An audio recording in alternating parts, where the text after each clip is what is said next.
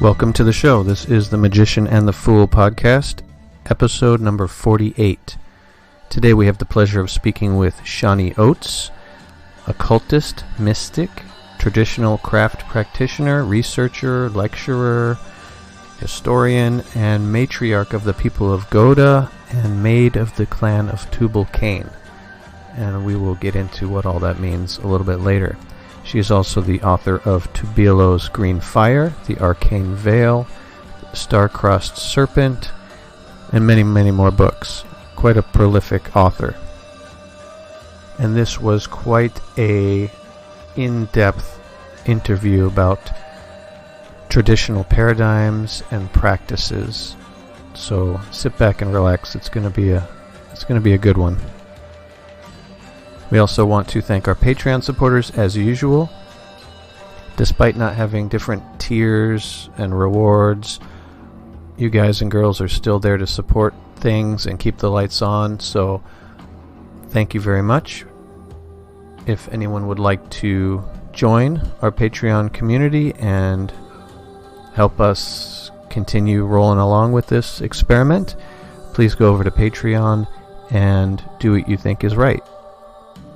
Before we get into the episode, we also want to plug some friends of the show and some very talented individuals.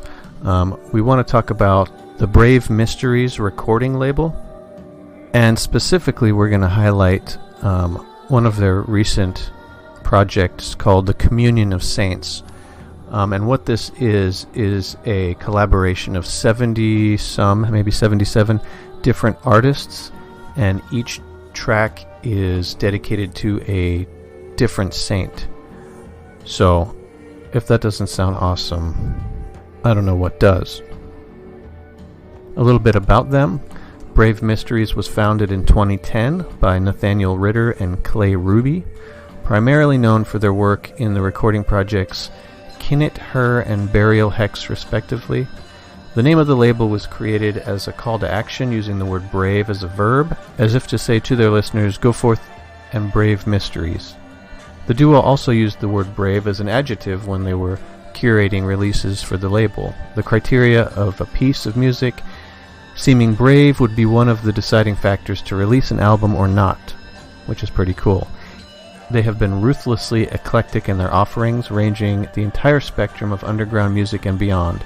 They also work with musicians and artists from all around the globe, as well as drawing on spiritual contributors from far into the celestial spheres, all the way deep into the chthonic realms, thus fulfilling their motto, from the heart of Wisconsin to the furthest reaches of the cosmos. The label has slowed its release schedule as the co-founders continue to amass other passions and pursuits, which will undoubtedly continue to influence and enhance their artistic output. As always, we want to dedicate this to Hermes and Asclepius, and may any merits that we accumulate doing this work be distributed to all sentient beings, so that they, together with ourselves, may equally realize awakening.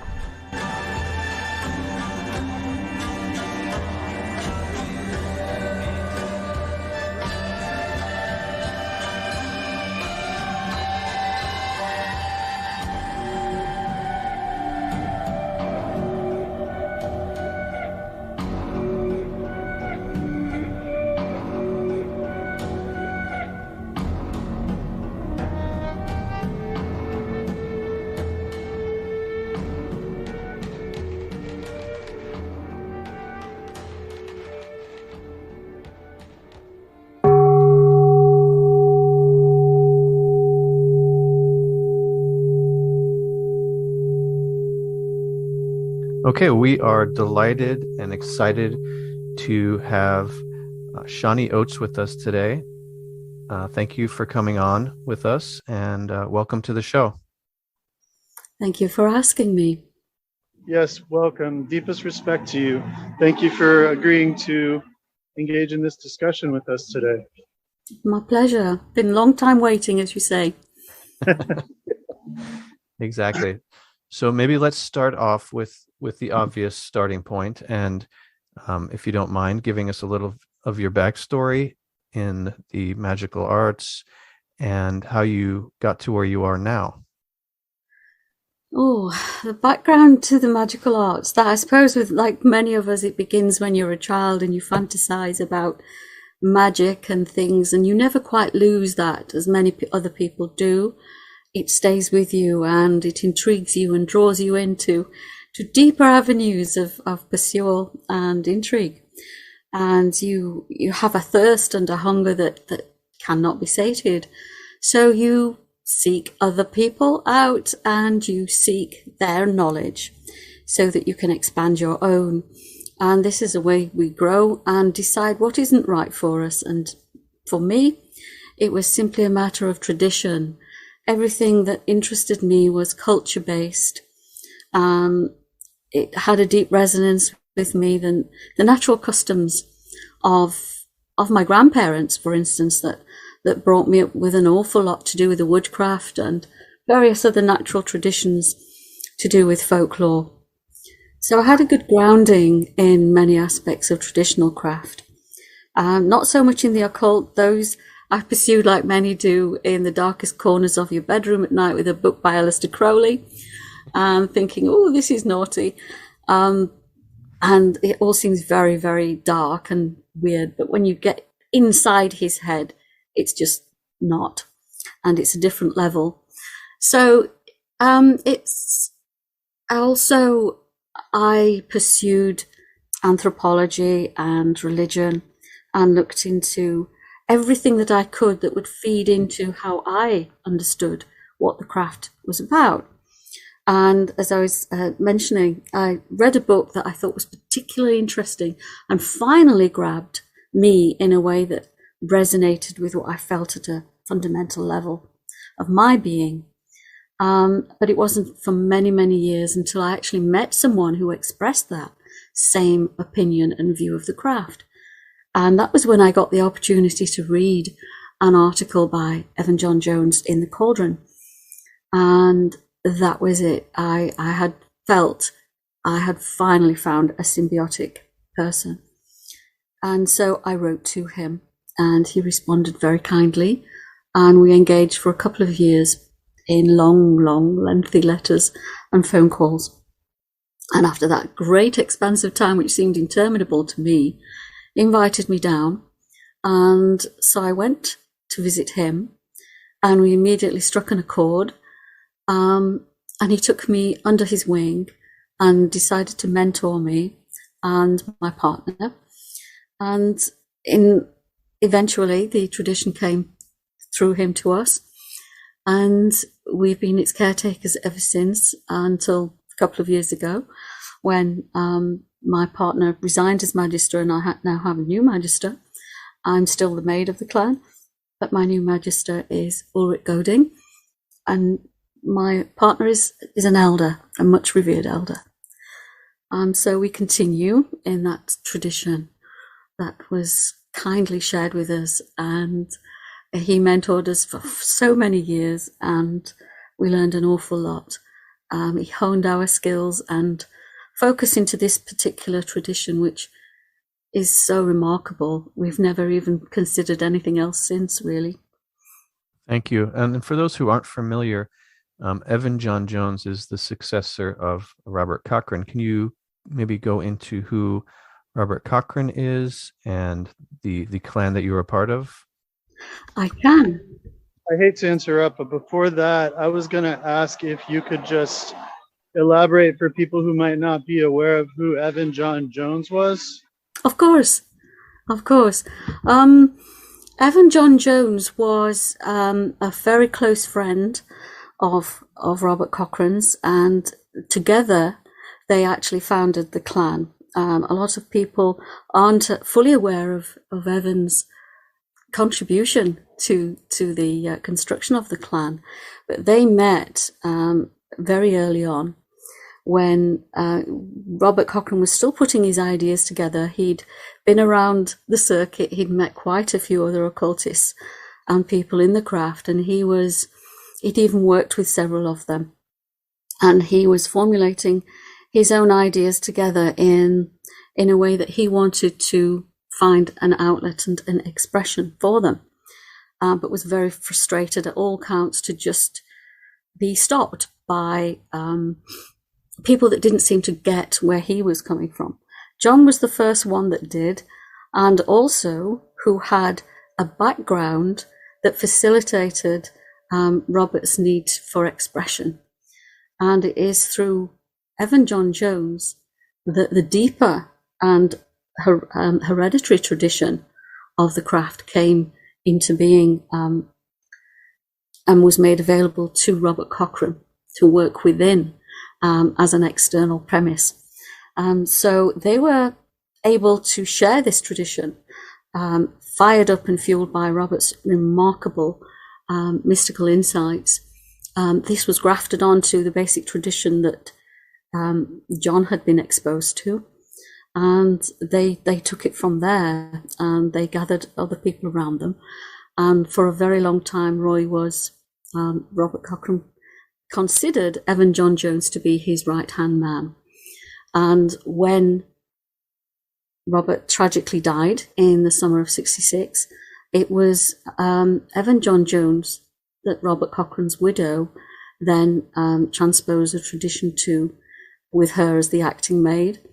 And so it was then bequeathed to Evan John Jones, who stuck with it for about 30, 40 years on his own, bless him, with others coming and going in between. He had several people in the clan, but none of whom stayed, which tends to be the way of most clans these days.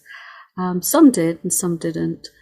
But he held out, and he was its caretaker avidly for many, many years.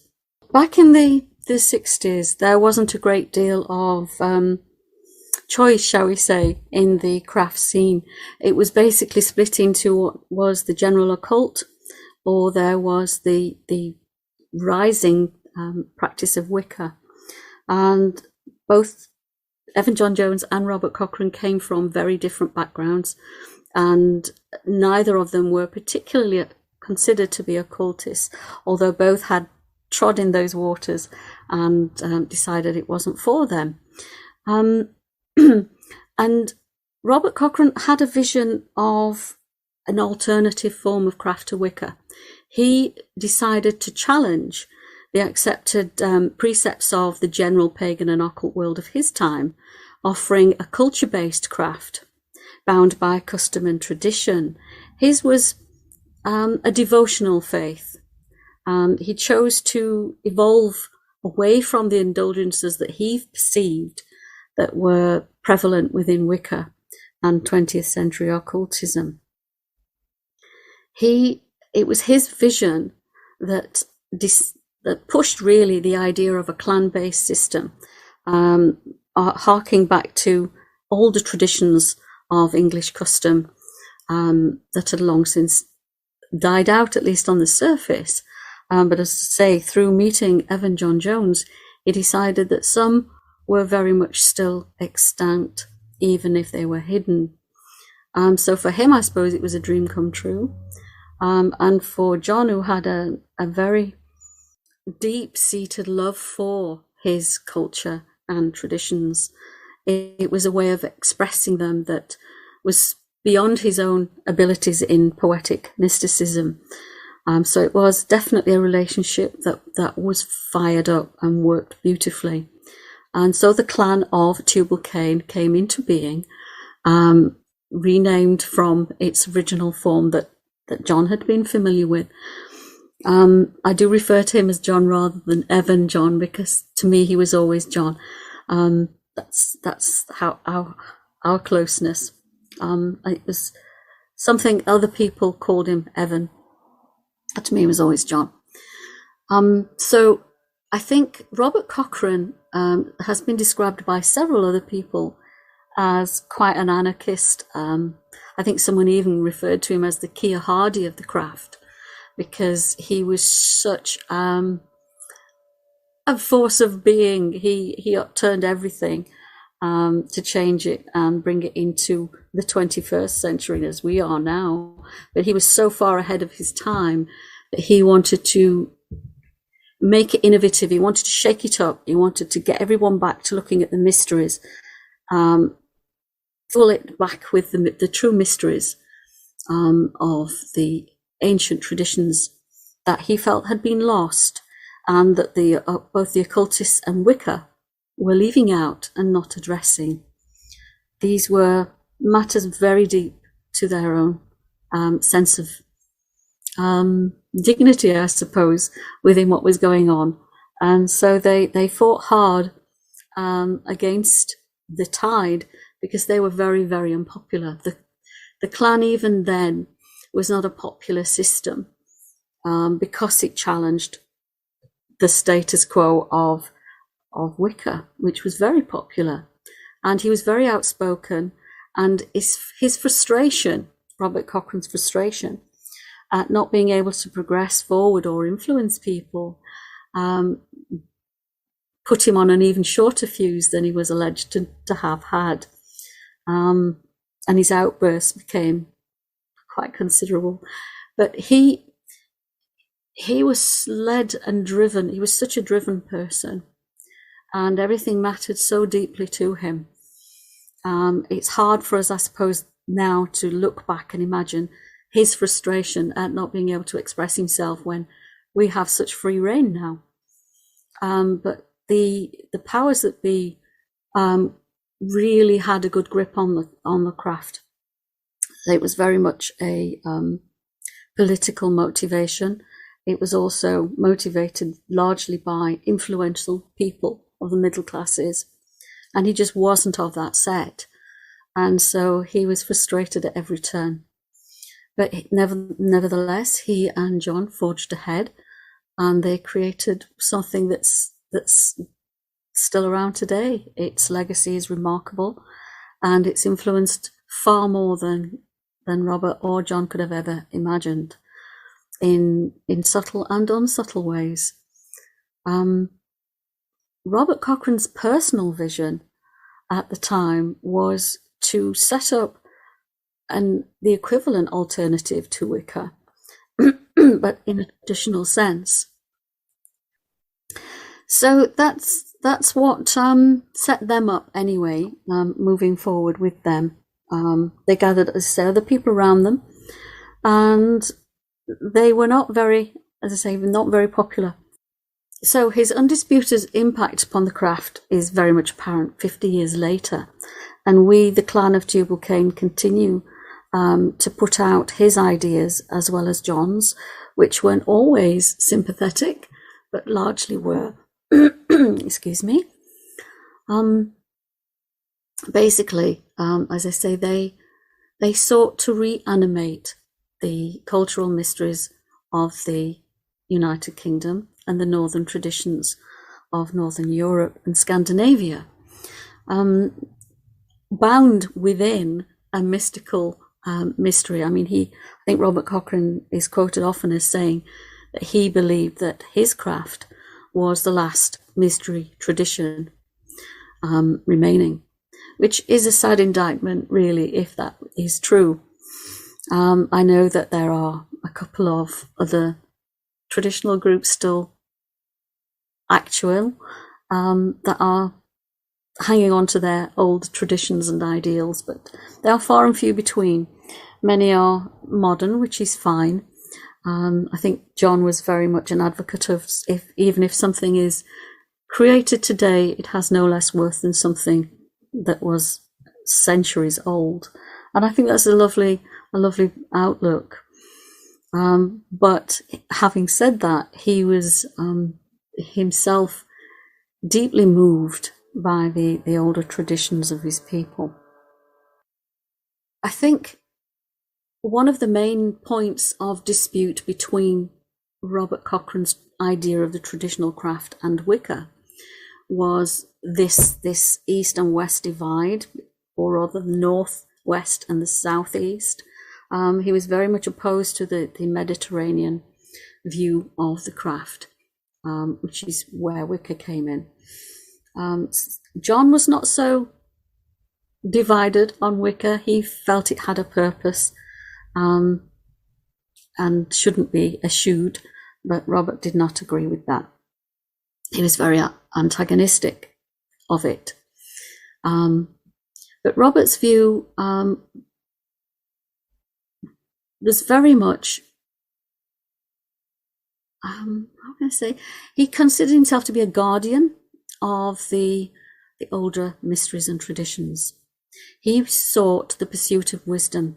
That was primarily his goal, to grasp gnosis for all true seekers. And in that sense, he referred to his path as the faith, because only if you were of the faith and a true seeker would the pursuit of wisdom and gnosis come to you. He believed truth was the goal, the ultimate goal. And in fact, he referred to the ultimate Godhead as truth. And the pathway to that was through gnosis, through love and beauty, which he considered the tenets of the faith. So for him, mysticism was the primary practice, not spellcraft. Again, he was very much opposed to anything that was superstitious or based in fertility rites, as he called it. He called that dancing paganism, and that wasn't for him at all. So he placed particular virtues ahead of those kinds of practices as the paramount expression of his faith. And he considered that seekers were pilgrims and that profound insights would prevail only through pain and sheer force of will. So he was quite a strict disciplinarian and did push those people that came to the clan. And his entire method of working was outside and robed, being different to being inside and unrobed as Wicca. Everything could not be more diametrically opposed if he tried to do it on purpose. So the rites were often masked. They were often silent. They're mysterious. There were no great long incantations or calls, but there were lots of chanting before the silence. So there was action and repose. There was lots of movement and then stillness. So that the contrast, it was a movement of contrast, so that the experience was one where you were constantly shuttled back and forth in between various psychic and physical experiences. Now, assuming his birthright, he referred to himself as a member of the people and of the clan of Tubal Cain, romantically declaring himself to be a follower of Od, child of Tubal Cain, the hairy one. Now, that is a direct quote from one of his missives. And I can say that after some investigation, the word clan itself is, of course, a Gaelic word meaning children. So he is, in effect, there saying, I'm a child of Tubal Cain, because the clan is, we are all children of the gods. We are all here at their behest. Now, he didn't refer to them as gods specifically, but they were to him the fathers, mothers, the family, because that's basically what a clan is. It's a family-oriented thing rather than disparate people coming together. It's very much of kin and kindred. And so the rules that abound within the clan are very different to those of a coven. And he went on to describe himself as a peller, a term that has confounded and confused many people, and it has many different interpretations, all of which are true and relate to the purpose and their origin and use, as do most words. The meaning and purpose of all words is in their use. But for him, it specifically meant a cunning person that was by trade someone that peddled his wares, that was a crafter, a moulder of people, and that's the way he perceived himself, to be a moulder of people. And his directives came from the other world, the spirits of the other world. Not so much the living, but definitely those of the other. Everything that you could encounter that was extrasensory, and what some people would consider supernatural. He didn't use that term, because to him everything was natural, everything was real, just in a different sense of real. And again, he referred to the people as his kindred. So when he said, I am a member of the people of Goda, of the clan of Tubal Cain, he then went on to explain that we were known locally as witches, the good people, wearing green gowns, females only, as the Fae, horsemen of the men, and finally as wizards. And he expressed this repeatedly in different phrases and terms, because he wanted to make people understand that where labels are irrelevant. People can say you're this or you're that, but they don't really know what you are, and shouldn't really know what you are, because only you know what you are and do. And labels are something someone else ascribes to you because they don't understand. Therefore, what you do and what you are is defined by your beliefs. And he was constantly trying to express what those beliefs were. And his written works beautifully express those things. But his ambiguity and oblique form of writing have left many puzzles for people. Now, Honey. Sorry? May I interject for a moment, please? Of course.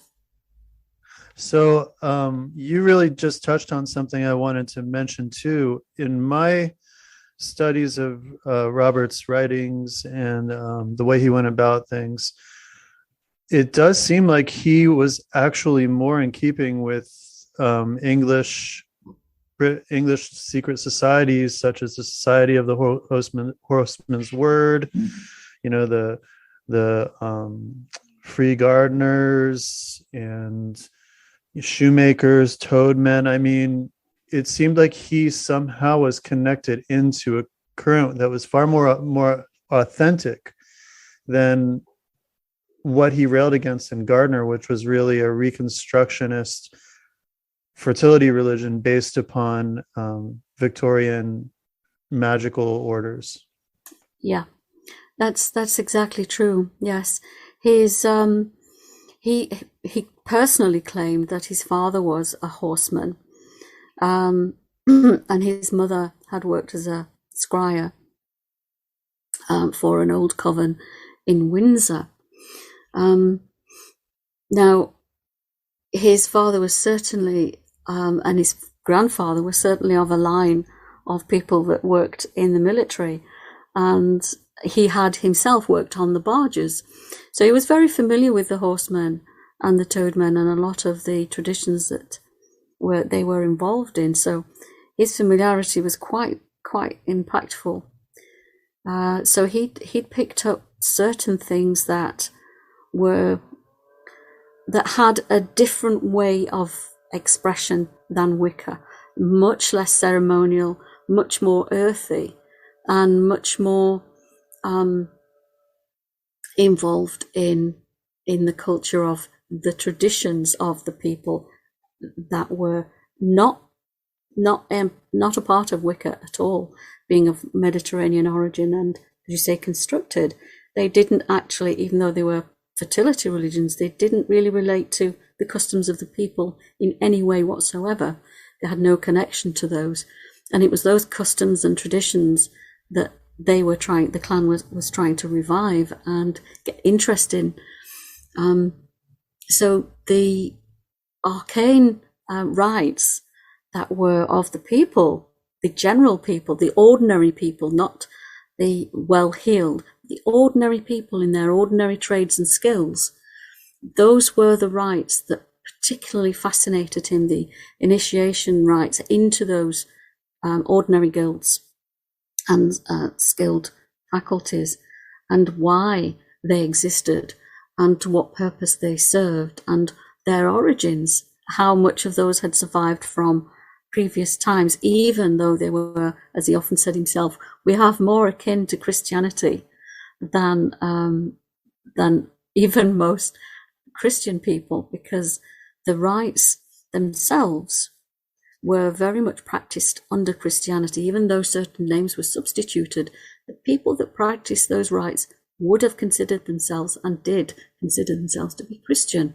unlike the Wicca that rejected Christianity totally, considering themselves pagan. Robert Cochrane and the clan said, no, we're not pagan. We're not pagan. Not with a little p, as in historical paganism, or big P with modern paganism.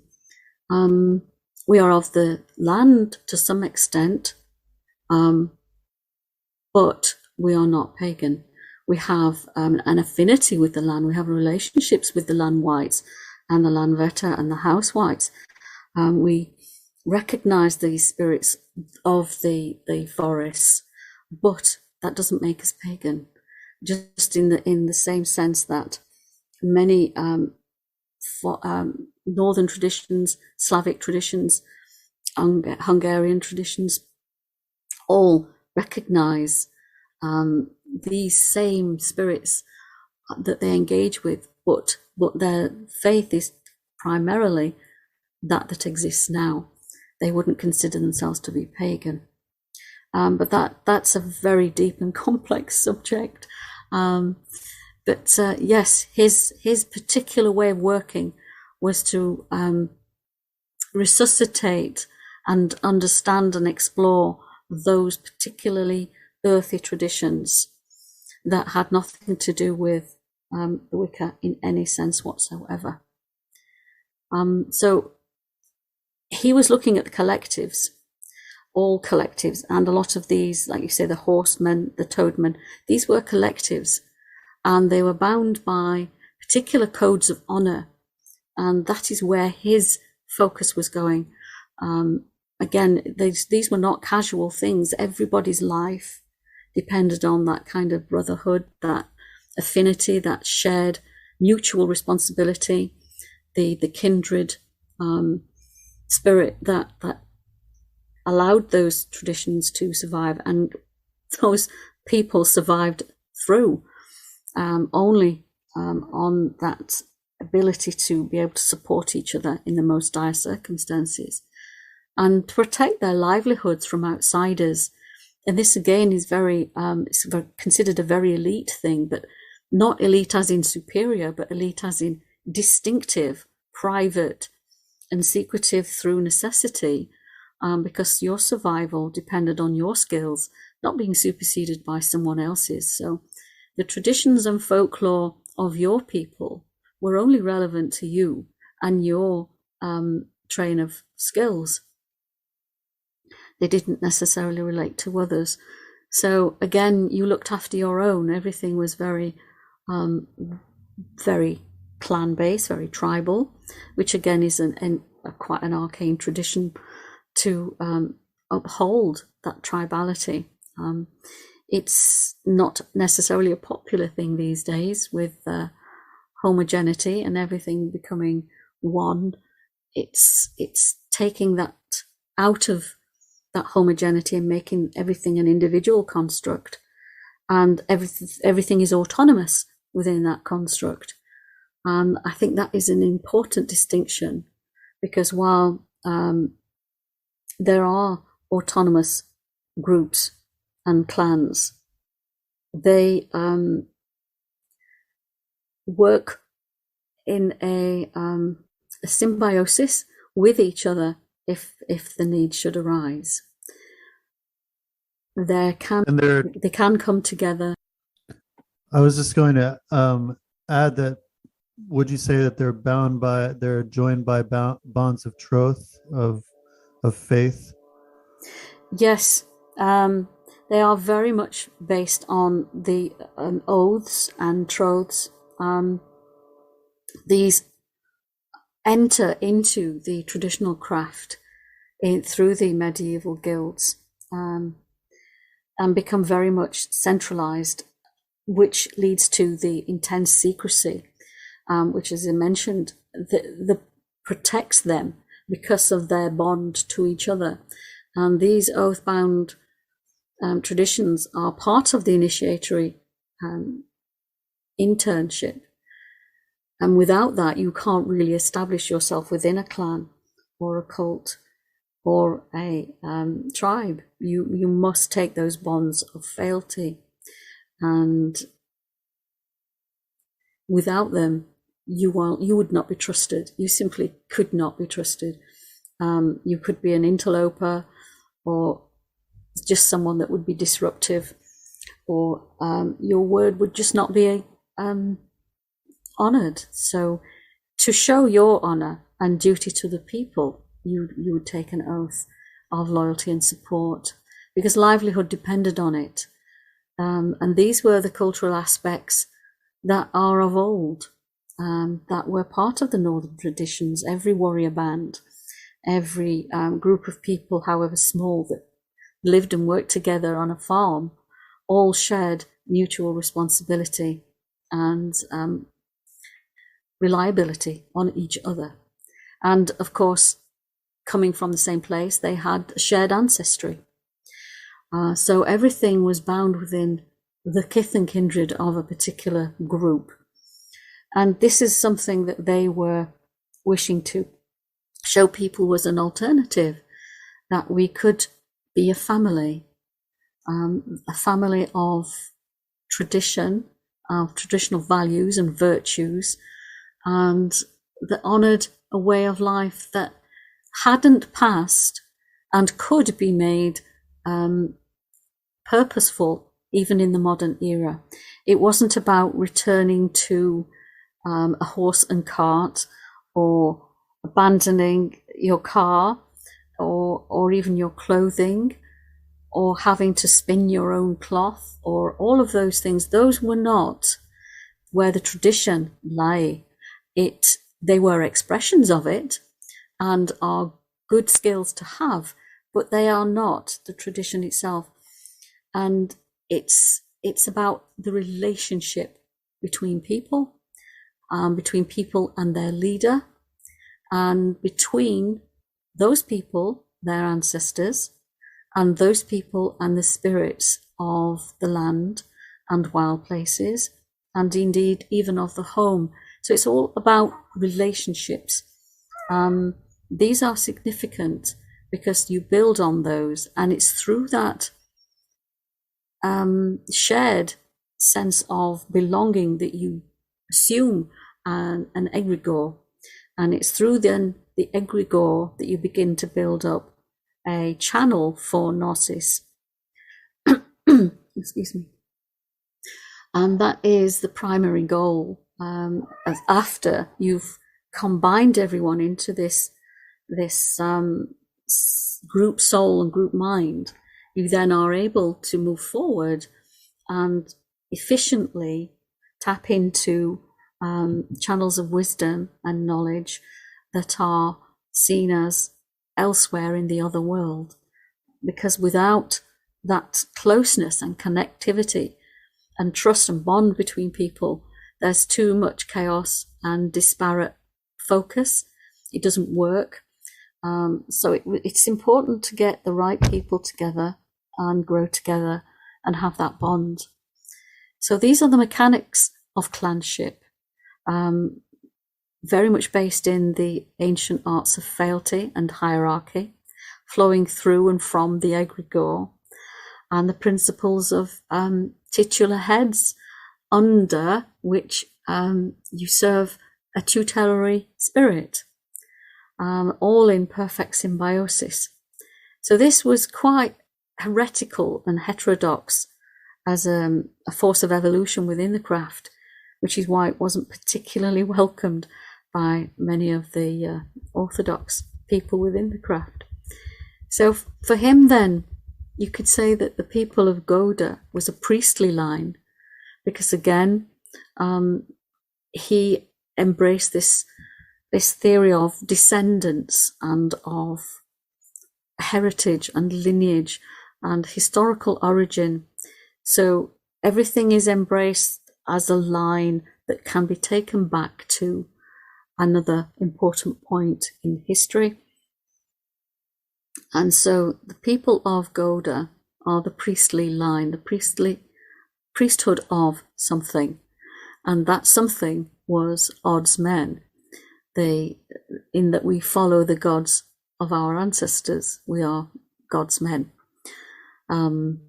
So the people of Goda and the clan of Tubal Cain is an hereditary family tradition, you could say, that's then bound in faith to a lineage of priest kings. In other words, it's a collective people that are in descent from elder beings that sought evolution through an illuminating avatar who was the most profound one, is known as Tubal Cain.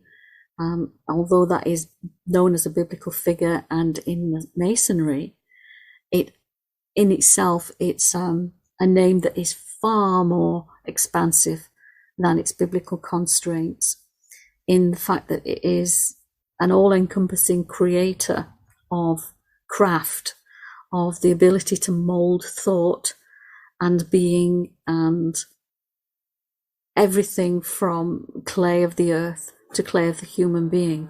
So it's the whole thing as a spiritual ascent that's encompassed within the term Tubal Cain. It's what he represents rather than the figure, the biblical figure himself. It's an expression of everything that the idea can encompass.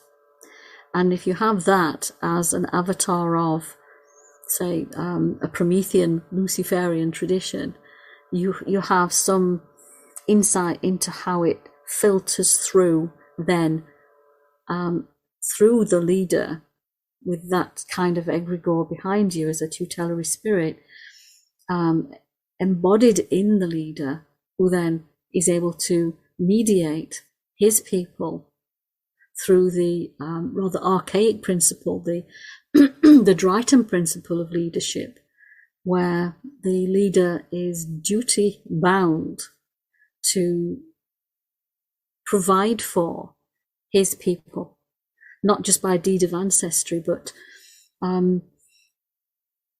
everything that they need, it's his responsibility to attain for them. So he, in fact, is serving their needs by mediating for them. He is not a leader as in his hierarchy is superior to theirs.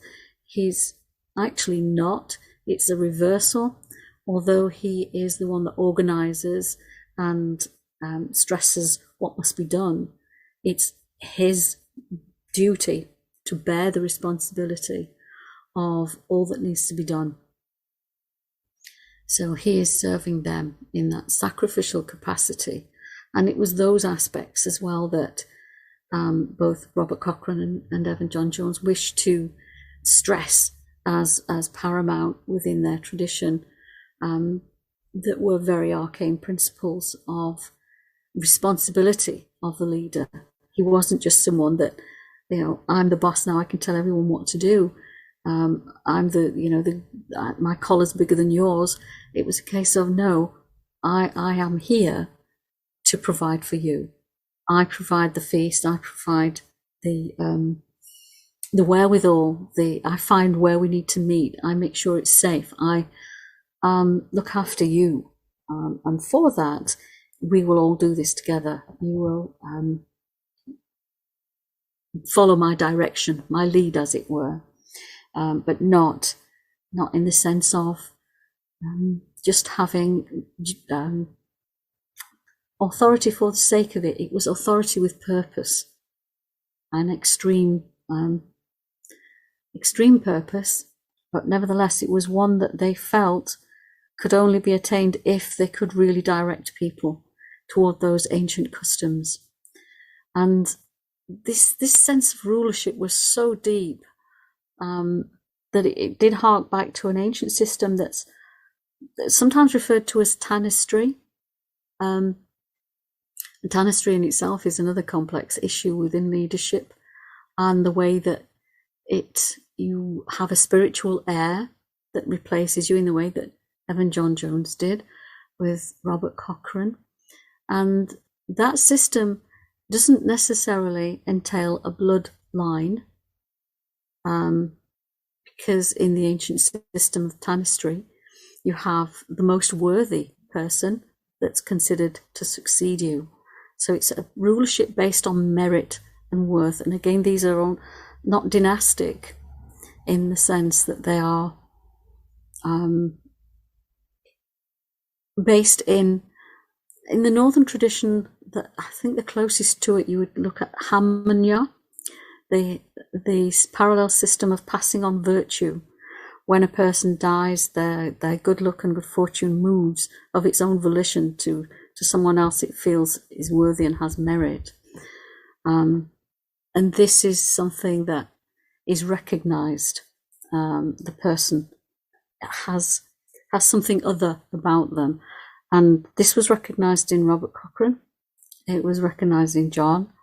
And it was recognized in my partner and in the current Magister, all of whom have been chosen specifically because they were seen to have this harmonia, this particular power, if you like, but it's a virtue. Power is, again, a funny word. I'm very wary of particular words and terms, as were both of Roy and John, because they're limiting. They're too limiting in their construction, and they don't have a broad enough understanding in the 21st century to where they should be placed. So you have to excuse me if I'm rambling a bit, but I'm trying to express something that's so profound, and yet it's so difficult to explain. If I follow you correctly, it seems to me that the principles of the divine origin, or the divine or otherworldly origin, passes through into the inherited characteristics, yet it is also conferred through a meritocratic selection of the finest for leadership. So there's the conferral that's through genetic descent, but then there's also a conferral through selective through adoption. That's it. Yes, that's it. Very well said. And you're being very modest. Yeah. Also, let's not leave you out of this equation as well. The maid is chosen for something that she is seen to possess that's on parallel to the Harmonia, and it's the matrilineal gaze. Again, a Gallic word that is a potency of fate. It's sometimes pronounced geese as well, and it's akin to a taboo, and it alights upon the lady or mistress of the clan, and she therefore is perceived as possessing this, because without the dual potency of the Harmonia, which is luck, and then the geese, which is fate, the clan is not seen to have an equal balance of good fortune or even virtue. So these things are very much, again, a symbiotic relationship, and they must work in harmony. So again, the selection process for that is very mystical, and it's very much based on recognition. And if it's recognized as being within a particular person, that person assumes that position. It, again, isn't something that's done by choice. It's, well, this person has that, so that's it. And it's an ancestral virtue then that stays with them for life. It departs them unless the Magister can drop down, but that's rare that he would choose to stand down. And it's only in extreme cases where that happens, and where it does happen, again, the ancient system of the harmoniae seemed to move on. And again, this was a principle that was recognized in ancient cultures. If the leader was getting old or frail or otherwise seen as unsuitable for whatever reasons occur, then the harmoniae is said to leave them and move on. And that's when a new person is selected. Generally in those times, as a much younger person, whose fitness and strength was seen as primary virtues to lead the clan, to be the best possible leader for the clan, who had the better chance of survival. Of course, those things aren't necessarily so important today, but the strength of personality, the virtues of resolve, morality, ethics, these things are very, very important. So, in a sense, although certain things the principles may change, the value of the virtue does not. So these things relate to how the tradition is continued, how it is maintained, who maintains it. And the lady and mistress of the clan is seen to be endowed and imbued with the lineage of the dis, the female spirits of ancestry, in the same way that the magister is seen to be supported by the male warrior aspect of former leaders. So these are very, very specific roles, and again, now more than ever, I suppose, not necessarily politically correct, and therefore increasingly unpopular by modern standards, but they are again very role specific, and that's the tradition as it stands. And these are things that can't change because it is tradition, and they are the core elements of how the spirit functions in symbiosis with the person. Again, this is very, very complex, and although I'm trying to simplify it here, otherwise we would be here all night. Many of these things I have written about in various books that I've got through in much, much deeper detail, because I can, even though I'm preparing notes here, thanks to your wonderful preparation of the questions, I still can only briefly go into the very, very complexity of these subjects. Again, these are historical traditions, and they have the benefaction of elder spirits, and those elder spirits continue to inspire and teach. And so we need to conform to their perspectives of things, and their perspective of things doesn't change. So it's a very, very precarious relationship, very intense one, but it needs to be in harmony. Harmony is at the basis of all mystical tradition, being opposed to chaos, because chaos is the one thing that it seeks to keep at bay, and the one thing that can corrupt and destroy all mysticism and all evolution in mysticism. The mysteries are all about staving chaos at the end of the day. In various ways, by evolving the human spirit, we are able to keep ourselves moving forward and not regressively. So these are the things that I have discussed through various books. So if there's anything else you want me to cover on Robert Cochrane, the clan, the name, please ask me now before we move on. The only other thing I might want to touch on is just to sort of circle back here. I think that one of the reasons that there may be a disconnect for the modern mind is because we're dealing with a world that is almost in contradistinction to the world we're in now, a world where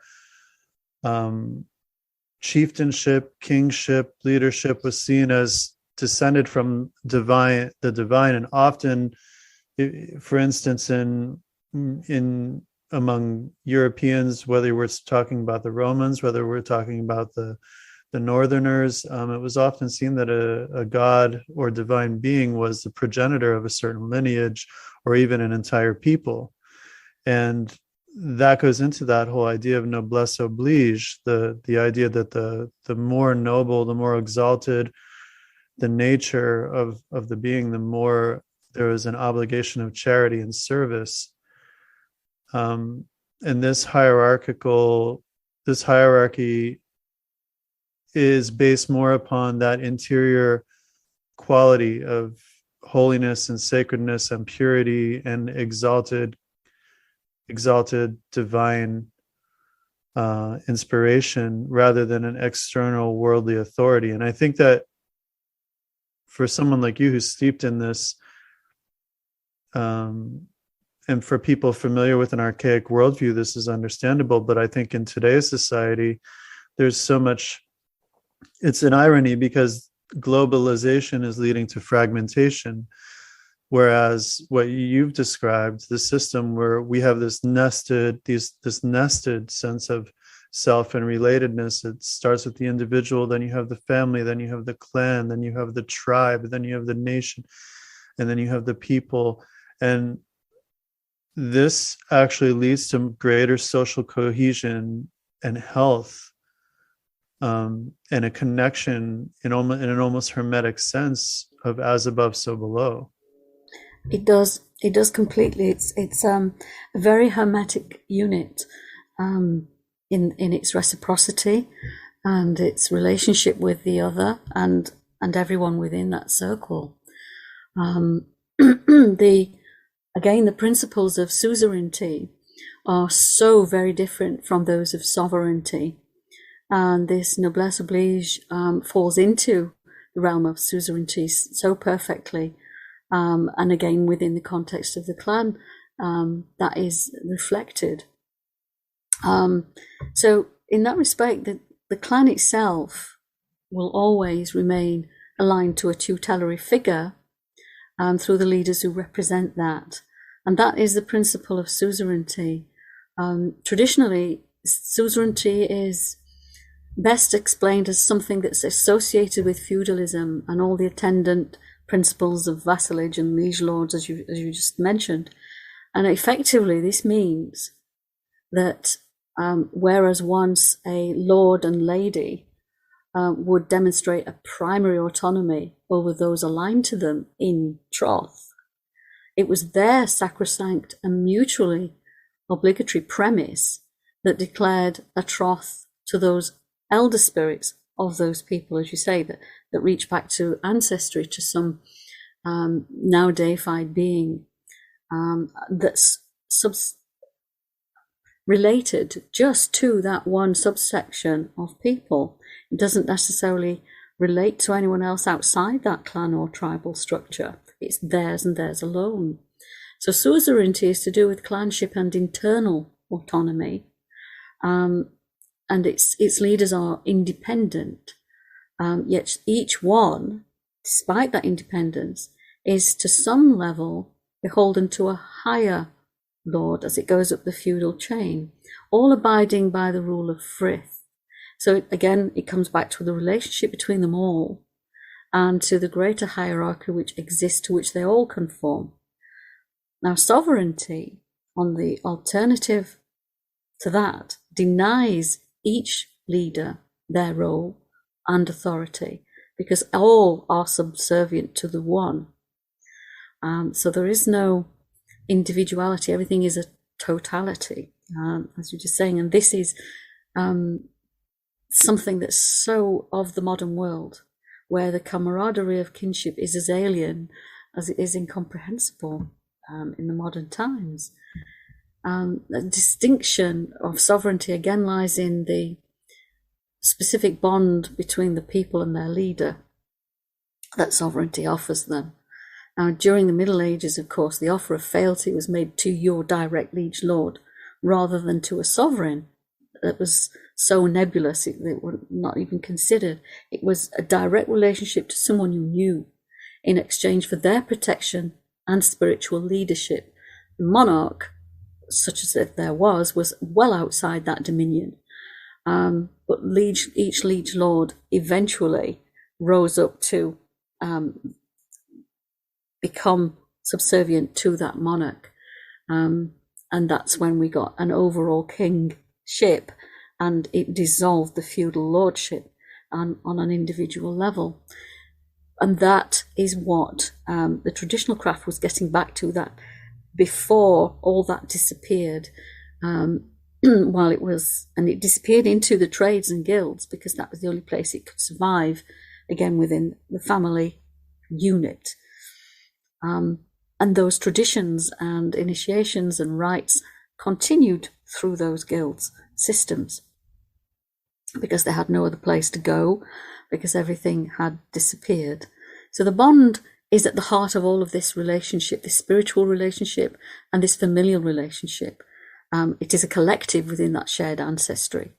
And in the fullest sense, this is the sense of Gifu, where the egregore is to be understood as the group soul, as a sentient heritage of cumulative spiritual ancestry with and beyond any form of location. Of course, a sovereign holds no such continuity in bond or spirit. So therefore, we can say that we draw from that ancestral lineage that is not centered in the land, but of its people. A sovereign is of the land, a suzerain is of the people, wherever those people are. It is irrelevant where geographically those people are, whereas we are assigned a sovereign nation, therefore it's of the land. If you're on that land, you are considered a sovereign nation people. That's not so within suzerainty. You can be nomadic and wander everywhere, but you're still a collective, you're still a clan, you're still a people, no matter how disparate. So our cosmology therefore negates the principle of geocentricity. We are not geocentric. We are not aligned to a specific land, though we do, of course, work with the land. And that's the difference. We are not tied to the land, we work with it. And therefore we are free spirits that can move around in different places and be introduced to different land whites, different land veta, different spirits, although we always seek permission and build up a reciprocity and a rapport before beginning to engage them. Of course, we do have particular places where we return to again and again, just as all nomadic peoples have done. They have areas that remain seasonally active, and those spirits of those regions are particularly potent at those times. So you would return purposefully to that region, and this is why we move around in the landscape, whilst also recognizing those of hearth that are there permanently as residents. But even that, originally, the hearth was within nomadic people something that was picked up and put on horseback and moved. Even the hearth was a mobile unit. It may have been the same hearth that was put down and offerings put on it, but it was still mobile. Everything can be mobile. It doesn't have to be geocentric. It doesn't have to be tied to a particular spot permanently. So we see that a people subsumes its comprehension of the other and of elder spirits through evolution and progress. We're not a geocentric monarchy that is tied to its dedications in that particular regime. It doesn't reside on how that regime falls or stands, because it has no relevance to that outside world. It's entirely insular and works entirely on how its own people are engaged. So any faith that is rooted in the land is tied to its ruling monarch. If you think back to Henry VIII, for instance, how he changed from one faith to another overnight to suit his purpose. So in that respect, faith is at the mercy of war or conquest when tied to a monarch. Whereas when it's not geocentric, not monarchical, not of the sovereign, but of the suzerain, it stays no matter the war or conquest, no matter the movement. That faith is bound because those people are together. It's entirely distinct to those people, which again is why often nomads were considered outlaws and wanderers, because they alone retain the faith of their ancestors. Again, to repeat, I follow the gods of my father's father. So the virtue is of the line, it isn't of the land, and not literally, not mythically. Again, this is why Gnostics have a history of being traveling mendicants, bound by no land or state. And when they failed to observe it, they became victims to virtual genocide. Once they thought they could settle somewhere, that's it, they became targets. But even then, they were very, very hard to destroy, but they became subject to that. And in the same way, now when people expose themselves to becoming settled somewhere permanently, they become the same sort of target. You're easily identifiable as a person of that place. Whereas when you are in shadow, when you are seen to be nebulous and move around, you're a little bit more difficult to pinpoint. Your spirits and the virtues that empower you are more difficult to get to. It's a much less easily destructible environment, and so it's much more easy to protect. So this is a profound emphasis on suzerainty as an overall cultural context, that again is so dependent on this reciprocity between a leader and his people, and the obligations and responsibilities, and the rites and rituals and customs that are centered on that execution are again so bound up in morality and ethics and the constraints of honorable behavior, of privilege, and of the privilege that bears upon you, that is incumbent upon you to have that responsibility, duty, and reciprocity to your people, to enliven, inspire, and ennoble them. This is the way that your entire being and your people can move forward. They can evolve and become better, survive, and improve their entire spirituality, and improve on their physical well-being.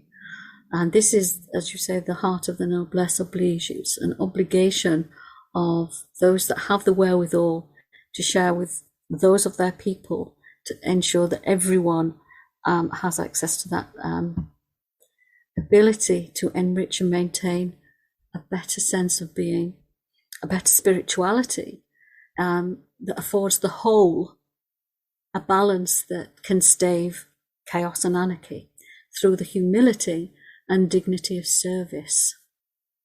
Mystical guidance is something, therefore, it's expressed through allegorical tenet, and the aspirations that are encouraged and nurtured from that are applied through the experiential methodologies that are aligned to higher virtues.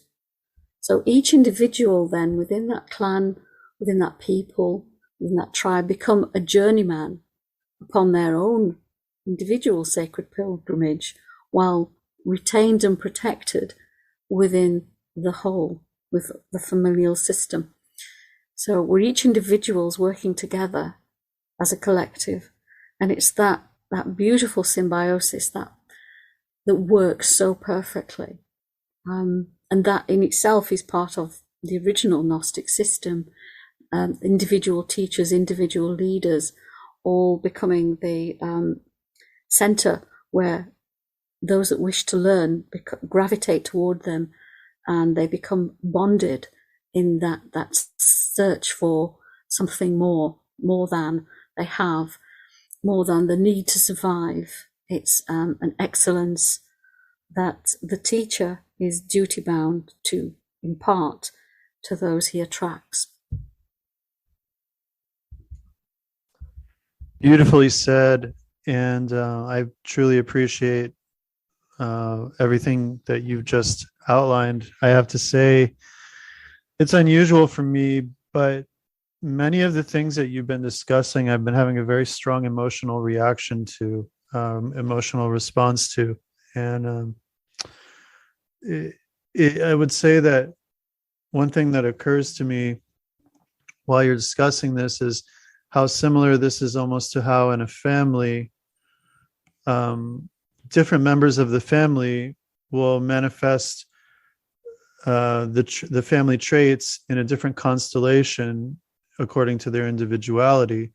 And if you consider that within the context of the divine euhemeristic root of the lines that you're describing, then each individual member of a clan, for instance, would reveal different divine attributes or aspects through their inheritance.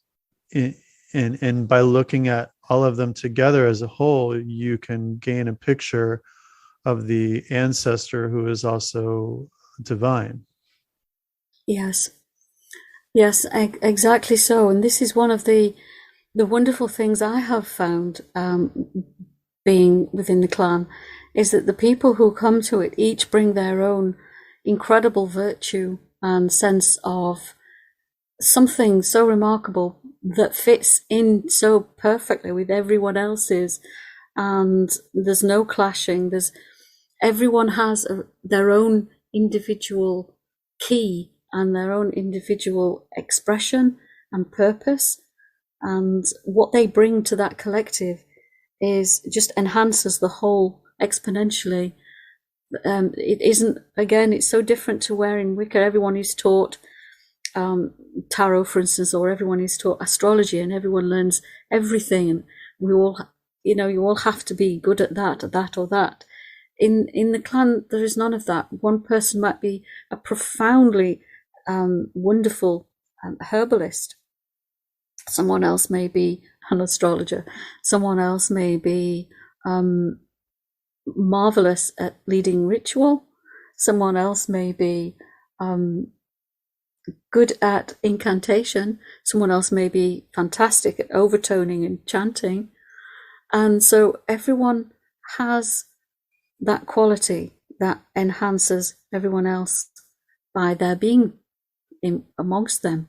So we each learn from each other rather than all learning the same thing. We each are led forward by that gift that that person has inherently within them, that they exceed naturally at. And it's brought out and encouraged so that they can excel in that. And then everyone else can learn from that as well. So the collective is remarkable. It's just breathtaking sometimes. Now, moving forward with that, I wanted to ask you, within the context of everything we've been discussing, how does this relate to ancestral veneration and generally the role of the spirits of the dead within the tradition? Okay. Ancestral veneration, again, is, as all of these questions are, remarkably well constructed, but the ancestral veneration is something that's very, very much misunderstood. It is very distinct from worship. Veneration is a reverence. It's not a worship. That's first and foremost quite important. It is a priority. And in our particular clan, because it was named as the clan of Tubal Cain by Robert Cochrane, he is the foremost, most revered ancestor. We do have others that are known to have existed before him within the context of the tradition, but he is the founder of that name that we are aligned to. So therefore he is the most revered. So it does go back further than him, but he is the one at which we focus on, because he is closest to us as well in making an impact in what we do. So we are a cult of ancestors and not a cult of the personality. That is also something that's important.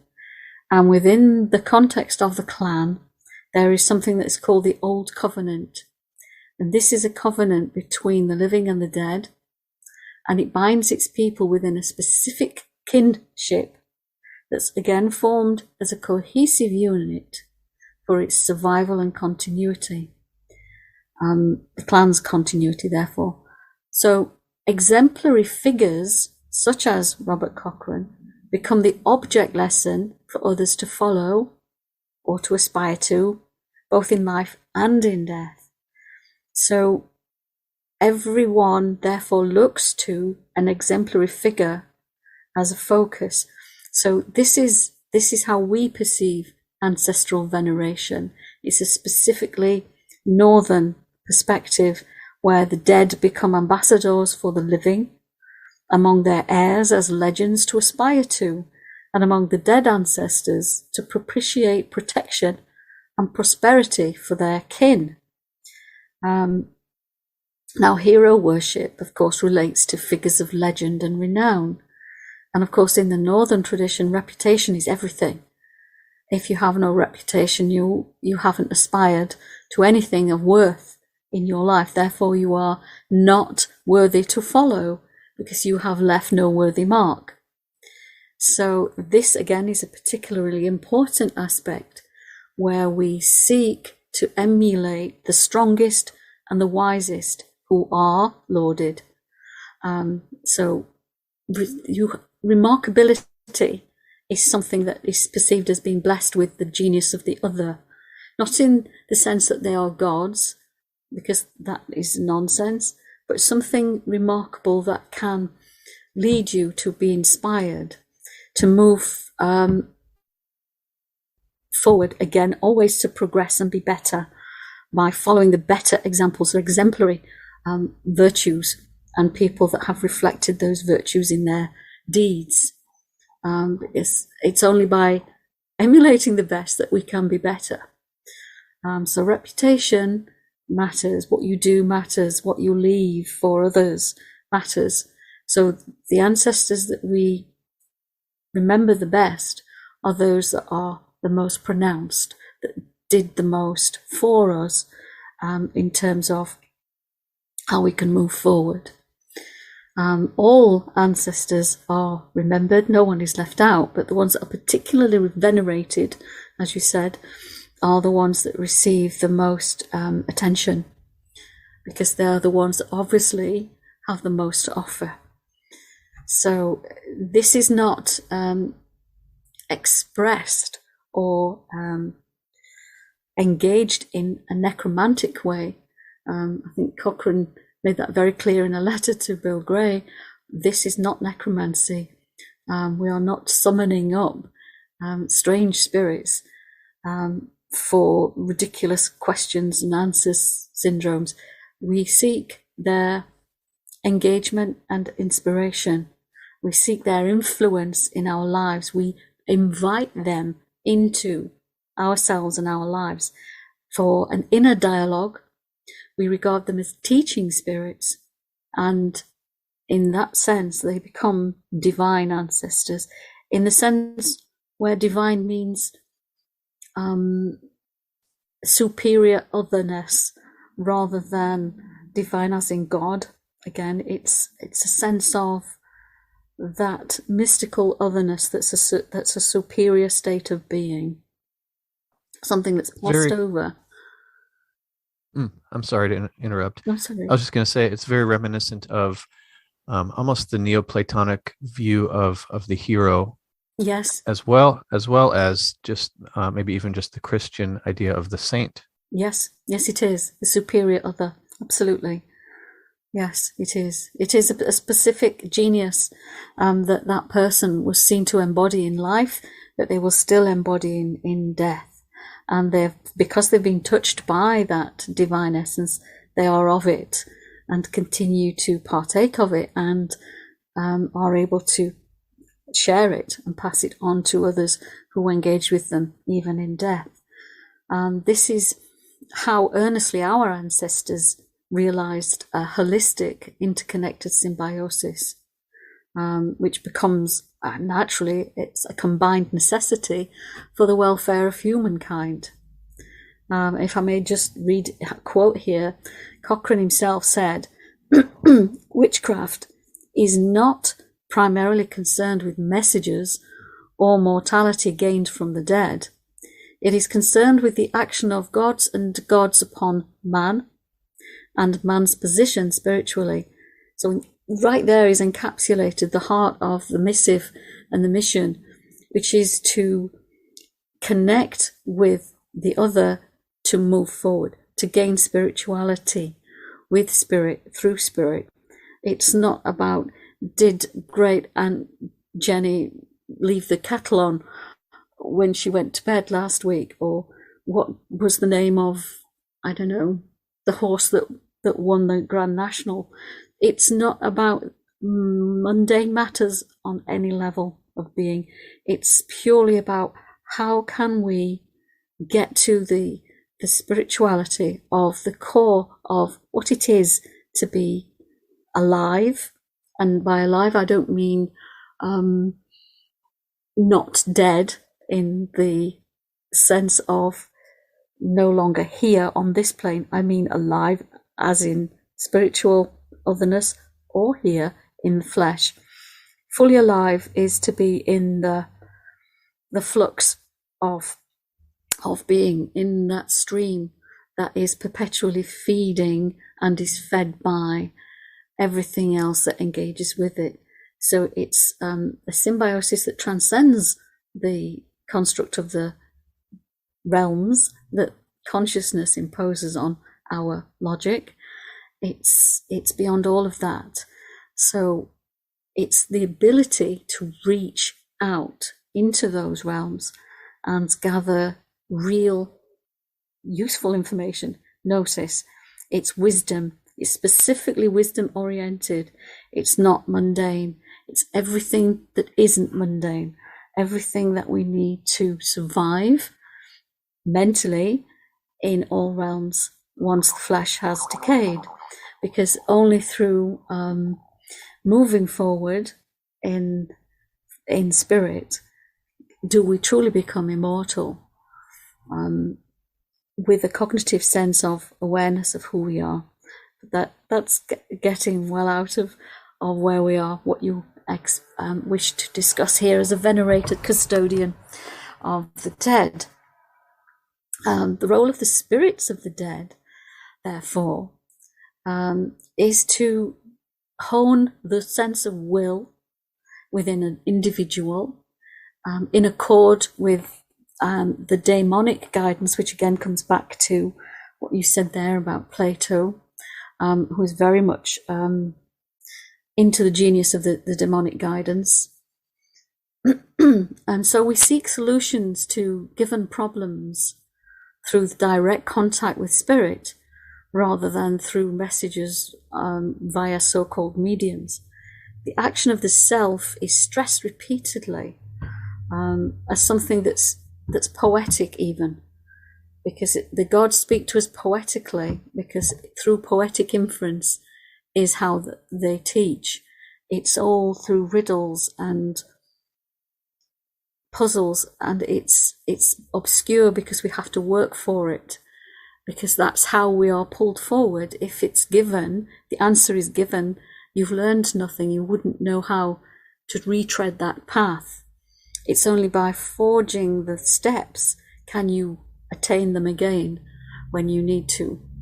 So the work is divinely inspired through others, through the poetry and riddles, through the proverbs that are laced with inherent mysticism and profound wisdom. Because each and every person is a link in the chain back to truth. And as I said, truth is the ultimate form of expression that would be the closest thing to a Godhead. And that pathway toward that that truth, back to that truth, is found through remembrance, through the process of anamnesis, which is re-remembering. And it's those riddles that force us to re-remember the steps that we took before, so that we can tread them again. And this is again what Cochrane promoted as a prioritized tenet of his faith, expressing it as a complex philosophy. Now he presented it as the faith as a vehicle for revelation and union through the gnosis of truth. He presented his faith as a philosophy devoted to gnosis and attained through the nature of the mystical experience. So for him, the mysteries then are about the awareness of the self as a product of the divine. It's an awareness that generates change, and it occurs repeatedly to effect a complete restructuring of the life's pattern or template, until we're finally released from the cyclical bonds of being in material form. Because that mystical perception is something he added is based upon the fact that we go to God, not that God comes to us. We cannot summon that divine to us. We have to make the effort. We go forward to it, and we can only go through to it in steps at a time. And that is why we engage spirit and ancestors to push us forward in that presentation toward the Godhead, towards truth. We can be propelled to it only through action. Sitting there invoking it to us, you can do till the cows come home. That's never going to happen. You have to do the work. And again, this is something that Evan John Jones said, that the people believe in our ancestors, and it doesn't matter whether they were heathen or Christian. It is irrelevant what faith they had as an overlying faith. What matters is the virtues they expressed within that faith, and that in itself is the faith of the people. It's the noblesse oblige, the faith, it's the belief, it's the motivation, the devotion. All of that becomes one symbiotic act. And those are the ways in which the magic of Tubal Cain blends with the patronage, if you like, of magic and prophecy and poetry that are the mainstay of the Wodinic and the Odinic principles of northern belief structures. This is where, if you like, you get Woden blending with Tubal Cain as an ethos that comes together through that extreme all-encompassing divinity, that absolute power of the one, that is filtered down through, if you like, a tribal figure, which is what Woden was specifically. So his abilities are the patronage of magic, prophecy, and poetry that are then filtered through. So these become focused through bones often. The bones become the locus as a blessed vessel. Spirit houses, this is one manifestation of that principle, but again, that's obviously so much deeper and wider than can be explained here. Casting the compass is something that is thrown out to include the veneration of ancestry, and at specific times and specific rites, that is engaged on an even deeper level, a very sacred level, to tap into more ancient mystery religions. To divine is literally to engage with that magical other. It isn't just a process of who's going to win the lottery. It's an expression that seeks the truth. It's always pushing to gain at the heart of that truth. And Cochrane stressed the imperatives of both poetic and mythic visioning as the true keys of a real seer, not the ability to forecast the weather or mundane things. Nothing should be related to the mundane, because it's all about the higher principle. Because if you get the higher principle right, then the mundane takes care of itself. It feeds back into the mundane. But if you halt it at the mundane and focus only on the mundane, you never move forward. And in that sense, there's the very primitive rites, losing my voice, known as tapping the bone, is an oracular practice. It's very much concerned with speaking your expression, how you want to say something to the ancestors, but it's just a method of getting their attention. And in itself, the rhythmic tapping of the bone can enhance your own sense of trance, and you can enter into an oracular state. But generally, other rites focusing on the skull specifically are quite ceremonial, and they become the mythic visioning for the true seer, who is seeking beyond an oracular practice, who is seeking beyond the mundane. So they get very, very complex and very involved. And within the use of the skull, we then come into the ancient forms of ancestral veneration, which focused around the great mounds, but also in the caves. Now, again, the cave is a very different demograph to the mound, very different topography too, very different purposes, where you would enter either a cave or a mound as a place of communion. Both of them engage the otherworldly and ancestral dead. And again, these are often seen as the same in some traditions. In ours, we don't see them as the same. This again causes a lot of confusion in references that certain people will come to, and they don't understand the distinction, because there isn't a distinction made between the underworld of the cave and the holy mound, one being where you go to the ancestral dead, and the other the otherworldly fae. And it's the mound that takes you to the place of origin, to the ancestors of your origin specifically, rather than just the ancestors of your place, which will be in a very different scenario and fulfill different purposes. So again, you would have different skulls for both of those. And again, the passageway to these is all bound up with the terms that we use for the quick and the dead. The quick, of course, belongs to the mound, and the dead is the cavern or underworld, because one exists within the context of the spirits of the dead being locked into place, and the other is the free movement of spirit that goes back to origin. That's often even a mythical place, doesn't even have an origin in reality. Sometimes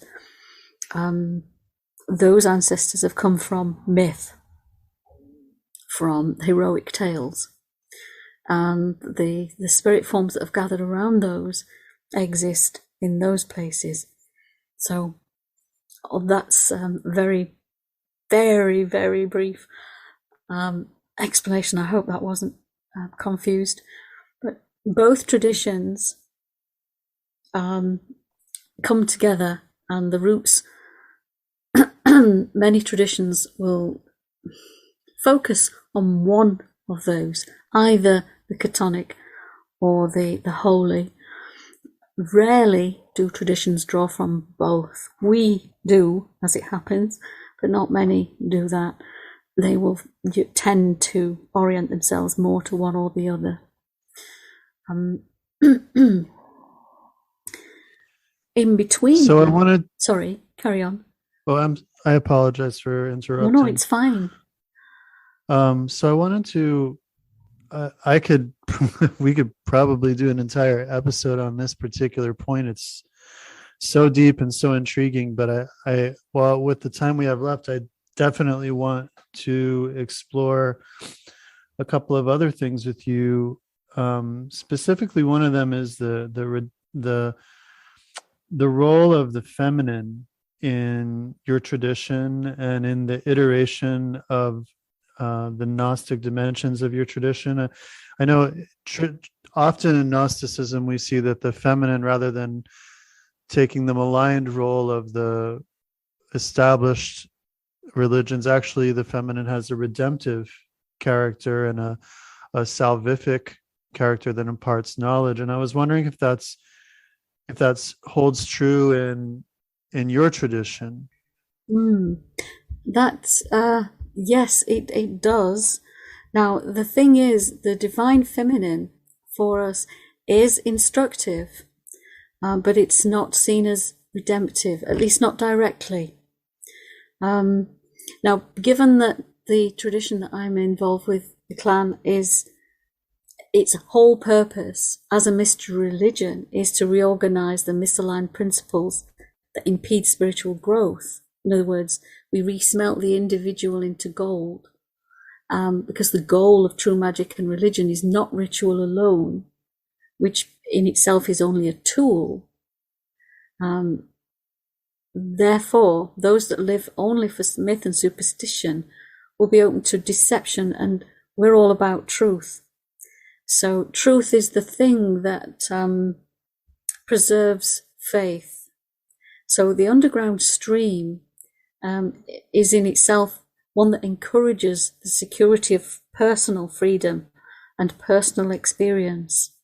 Now, again, this in Gnosticism, the Gnostic schools all have an instructive ability and to some extent a redemptive one.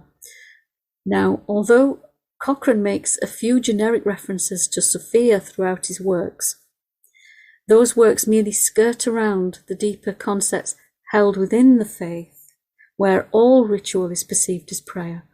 Every act is one of faith, every act is one of instruction, and it's the work itself that is redemptive rather than the feminine channel for that. Now, having said that, throughout the Eddas, the divine feminine weaves quite an intriguing layer to the more familiar mythic and historical aspects. We have Iduna, who is the bearer of the gift of immortality. She's also linked to the mead of poetry through Bragi, her spouse. Gunnloth is implied as the mother of Bragi, who is hinted as the previous guardian of the poetic mead, which is the spiritual sustenance and succor of the people. Gunnloth and Iduna are mutable guardians of life, and their knowledge of magic and of enchantment is associated with earthly bounty and abundance of life, being theirs to impart. Now, if we look at the Havamal text, which is something I looked at in great depth in the Hanged God, we can see that Odin's literal deep-seated relationship with Gunnloth is an involvement that's integral to his winning of the mead of poetry, which is wisdom, the spiritual sustenance. So it was hers alone, and he gained it from her. And he gains his Gullum Stoli, the golden throne, from her. The Well of Weird is again something that's, the custodians are female.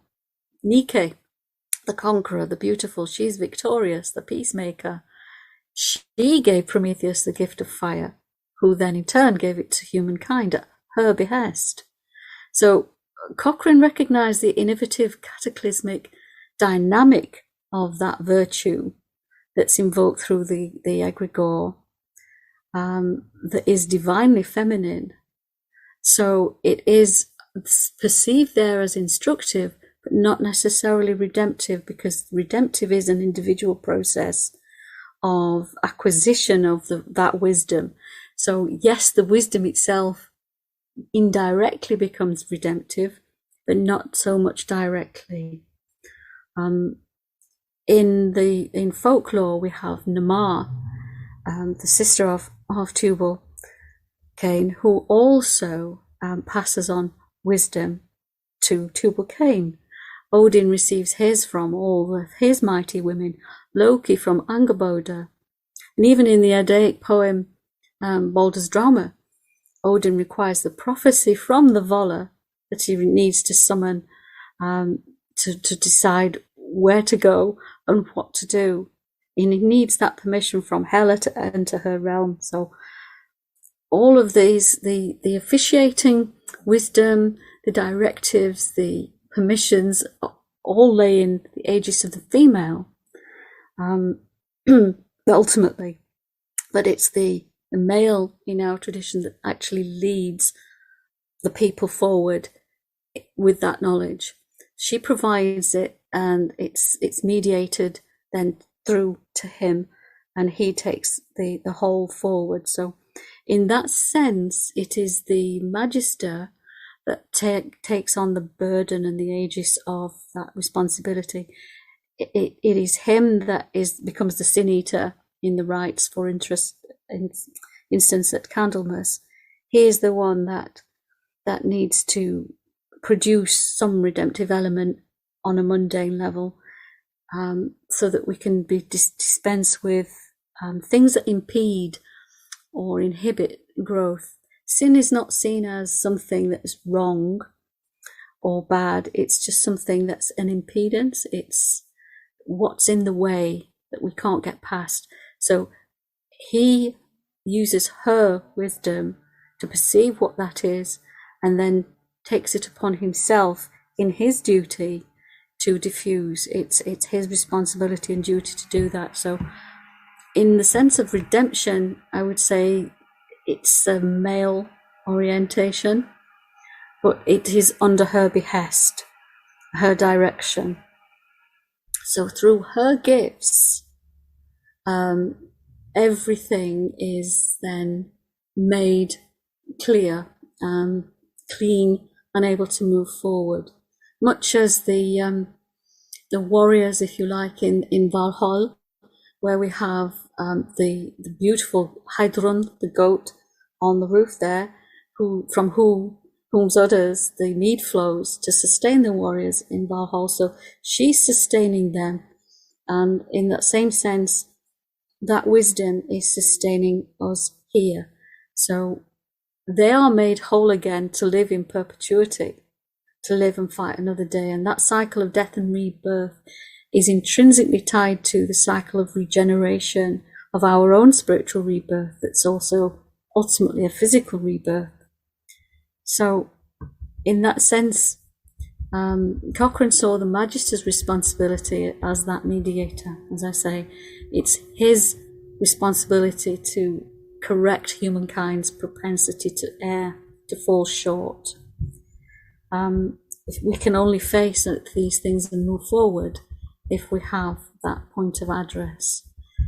And from that, we attain that point of truth, that purity of thought and action.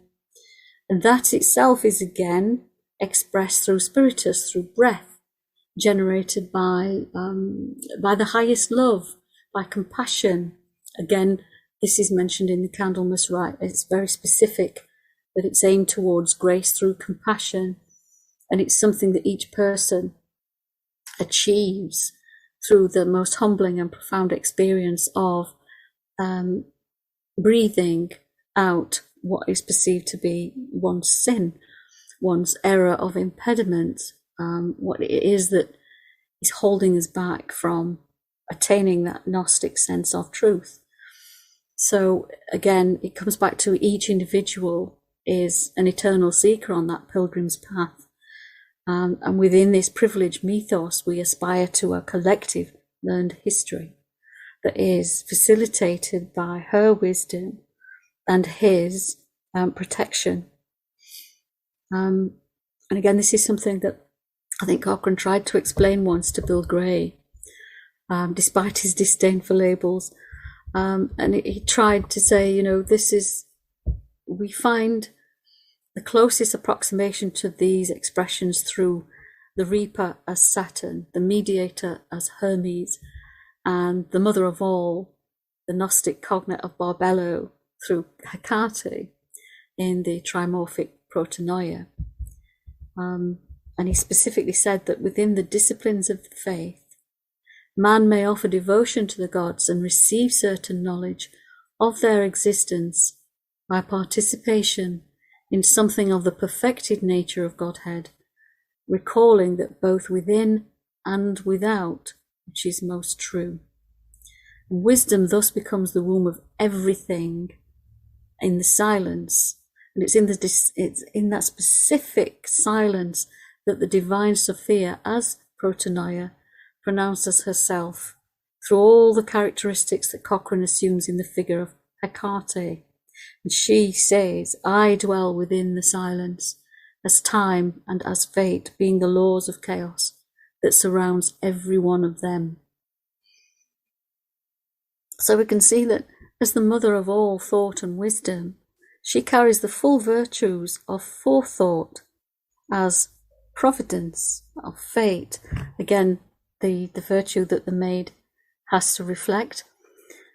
She's the first thought in the eternal now, and the afterthought as hindsight and memory. Again, these are reflected in the Odinic mythos through Hugi and Mugen, the two ravens. So all of these principles are seen to parallel the northern traditions.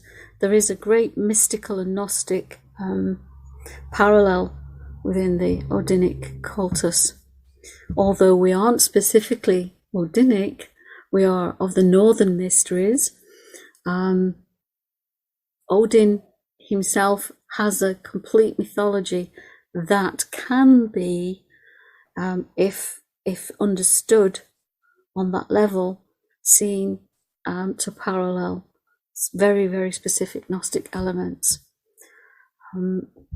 Compassion itself, that's mentioned in this whole process of expiation, is a cover for the ruthlessness of total truth. This is something that Cochrane expounded, because he believed that her works were full of goodness and also darkness.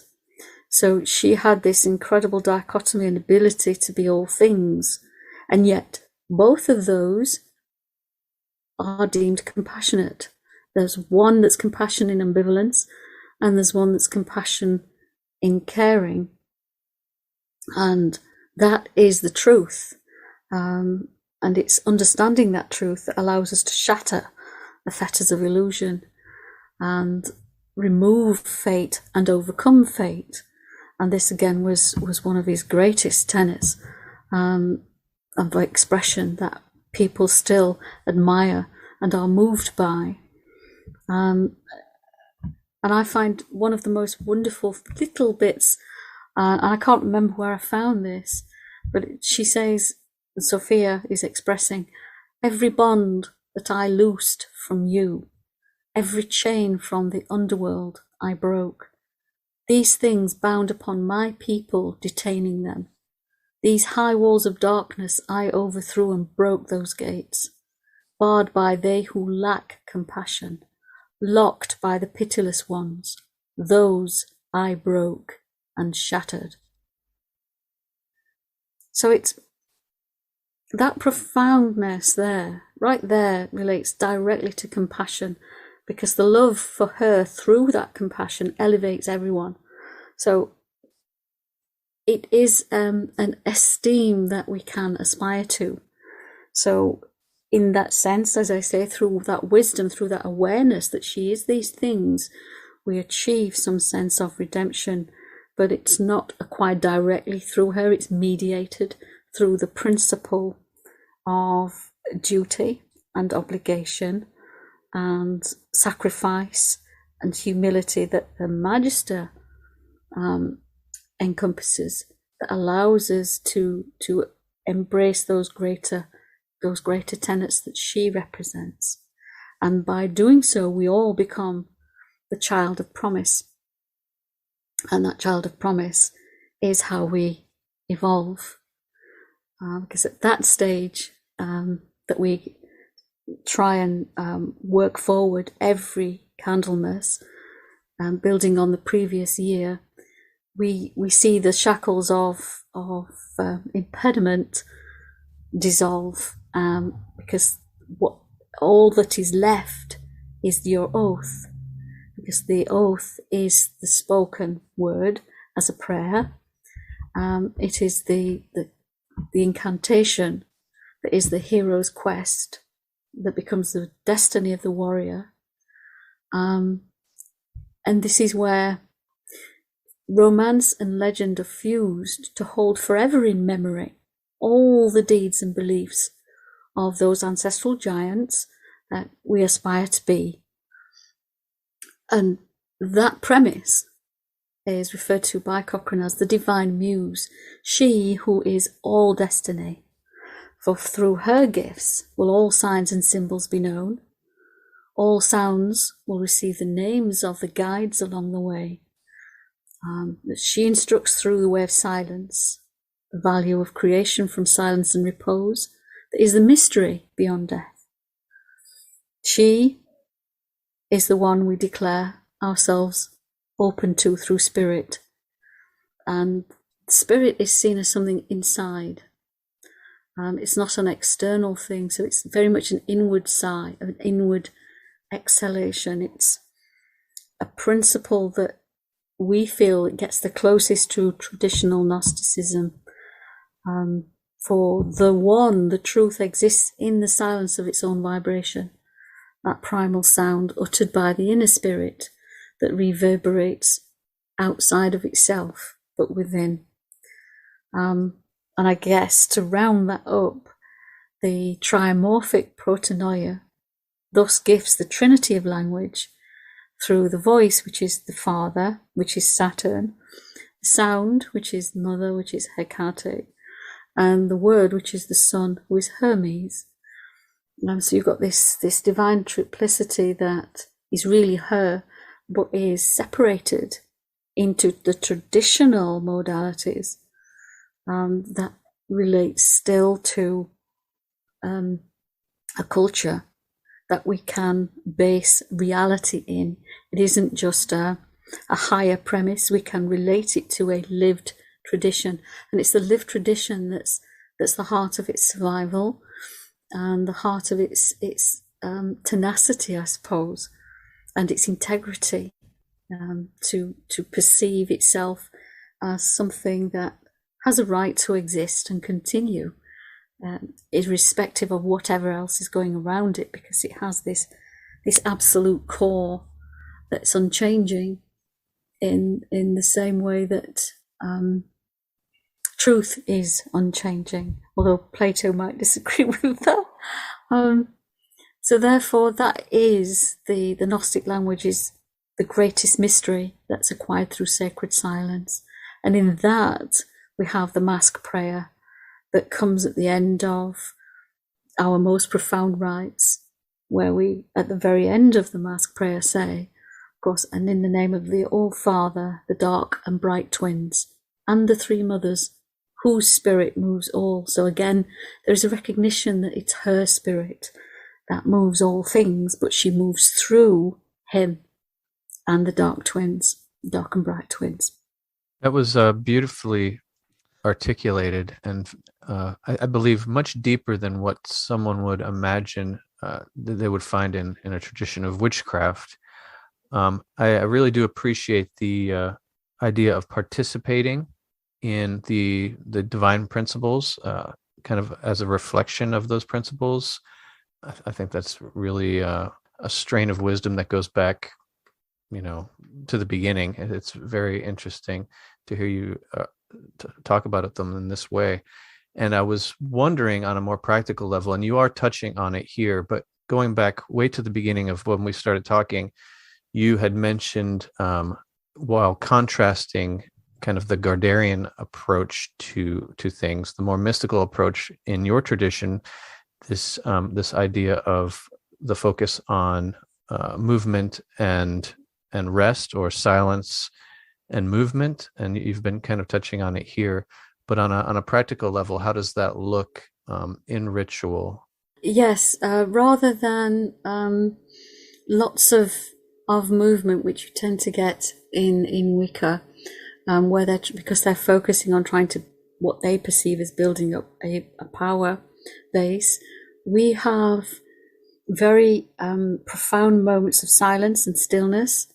I mean, the whole thing comes together rather like a choreographed ballet in some respects, but it isn't. It's entirely intuitive and inspirational, and there's no set piece to you stand over there and do this and you stand there.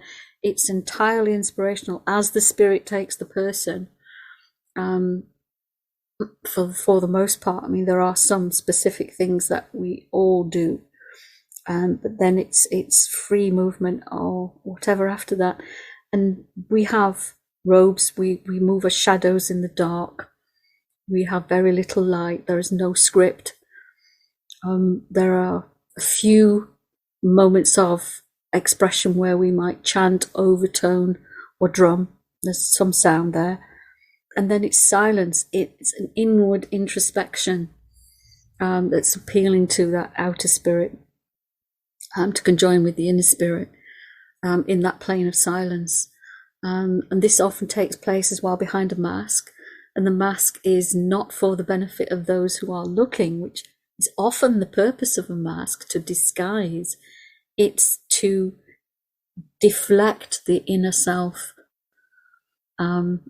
inwardly, and what is worn is a mask of the inner self. It is an expression of what is the spirit of that person, on the pretext of the philia, if you're familiar with that term. It's about the power within that person. So the mask expresses that, and then by wearing it, it's pushed back into that person. So it contains them. So there's that silence, movement, stillness, repose, some sound, and all of it is often in shadow with a fire, and that just enhances the enigmatic movement of shadow, where things are partially concealed and everyone is focused on themselves. And we move in unison, and everyone seems to know where they are and what they're doing, because everyone's so focused in that moment. And all we are often aware of is the thud of the staff on the ground, until it stops, and then we know that we're all in repose. So it's quite it's completely motivated by whatever's leading us in that moment. It's entirely taken over by spirit. Fascinating. Thank you. So this brings something to mind that I want to touch on before moving on to a couple of our final points.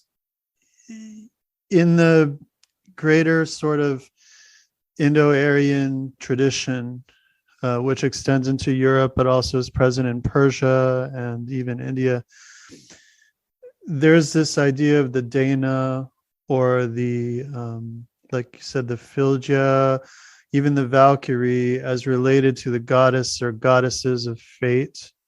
And it seems to have it seems to be a dimension of what you were just speaking about regarding the goddess. Is this correct? Or would you say this is accurate, I should say? I'm not sure what you're asking. Could you just repeat what your actual question is, please? Sure. Sorry, I'm in a little bit of a trance here. Each person has an individual. So, say in the Zoroastrian Persian tradition, each person has a feminine spirit associated with their soul, which is their own personal fate. Yes. But it's almost like an angelic figure or a Valkyrie like figure at the same time. And it seems that, for instance, under the goddess Freya, there were similar figures, say, in the northern tradition. And I was wondering if this is a dimension of the fate component of the goddess that you were describing. Does that make sense? It does make perfect sense. And yes, I would agree that it is. Each person does have several layers to their spiritual self that has different functions, and one of those is definitely the Philia, and another is the Dis, the actual divine ancestor. And these things do definitely stay with that person from their birth to their death, guiding and leading them forward, informing them and protecting them to some degree. And those are outward manifestations of their personality. The Philia is somewhat different, but has an aspect of that person that's compatible with them, but not necessarily of the same nature, but can be seen to reflect that person. Again, these have different understandings in different traditions that will see them differently. There is no consensus on what these things are. Our information on them historically is very sketchy, and I think that what people know of them is gained through personal gnosis to a large extent. Therefore, it is reliant very much upon the tradition that you're working as to how they will be seen to fit in with that. But overall, they are definitely something that emanates from the feminine sense of fate and destiny. They are with us as partners in our life's plan towards the achievement of that destiny. Thank you. That was very helpful. So I want to kind of focus in right on Tubal Cain, and we see the name mentioned, but frequently there's not much of a focus on who Tubal Cain actually is, especially outside of, say, the mythological biblical narrative, or even the Masonic narrative. But within the context of the cunning craft and in your tradition, would you say that the fire and smith mysteries of Hephaestus, Athena, and Prometheus are relevant or even connected to the mysteries of Tubal Cain? They are. To some extent, there is an overriding generic sense to who Tubal Cain is, because he is such a great figure of history and myth. However, how he's then generally perceived, again, depends upon each tradition. And within my tradition, Tubal Cain is obviously a god of the smithcraft, but it's not just the smithcraft as in smelting of metallurgy. It is the craft of smithing the person. I think I touched on this earlier. It's about molding the person, crafting their course of action and evolution. It's very much about honing their virtues and skills through gnosis and through evolution. It's always about propelling them forwards. It's the universal architect, very Masonic, I know, but it's a tutelary spirit that is a creative aegis. It's a spirit of creation and origin, because as an old form of being, he is in essence considered to be the Lord of all manifest things in all forms. So it makes perfect sense to see him as a totemic figure, as a point of origin of how we can be formed and continually reformed, as a symbolic essence of that shared divinity. So when we say at a folkloric level, we are the hunter, the hunted, and the roebuck in the thicket are one and the same, they're referring to old Tubal Cain as an aspect of that hunter, of the hunted, and of the roebuck in the thicket, which is the sacrificial element, which all of which manifests within the individual. We are at one, the same, collectively and simultaneously with that spirit and each other, because we, as we go through life, we partake of the virtue of all of those potencies.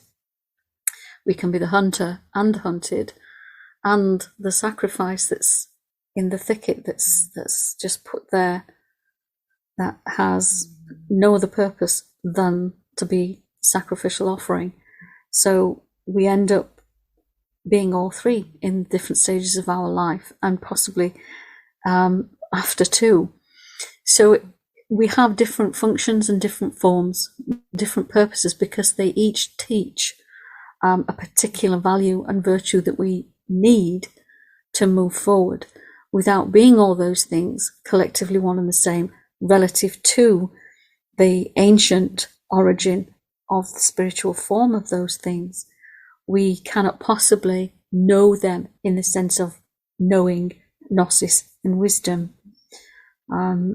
We have to work through all the levels of our being, which is to say we have to be diametrically opposed to everything we think we are, to engage with the true shadow self and the true being of the soul, the spirit, and mind and body.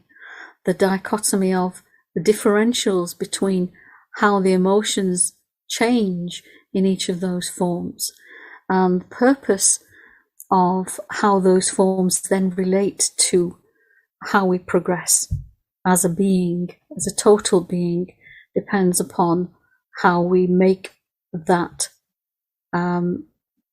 symbiosis work within each individual.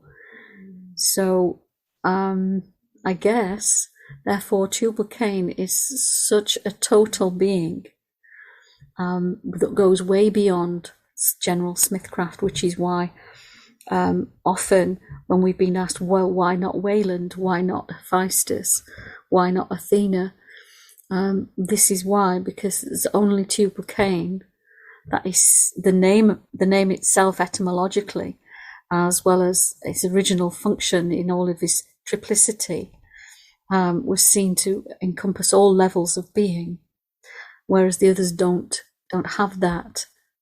They are of this world only. Thank you very, very much for that. So to wrap up, I wanted to just touch on Odin with you. I know you're doing some very, in my opinion, very important published work, a trilogy that has been many years in the making on Odin and his mysteries. And I just wanted to ask you, we've spoken about the dead, we've spoken about divine ancestry and the sort of interconnection between these different aspects. And what is the relationship between Odin and the dead in this context of everything we've been discussing here? Again, this is a very broad subject, very deep, and very, very complex, which is, as you say, why it's taken me so long to put it all together. And even now it's continuing well beyond the original trilogy into the Northern Otherworld series of 6 books, because it is so vast and so important, as you say, to properly get to the nooks of it all. And the relationship between Odin and the dead is again dependent on what level you are perceiving him, where you're coming into looking at what he does. And on the superficial level, the folkloric level, it's very much, well, he uses the dead for divination, and as far as that goes, that's correct within the mythos of his role.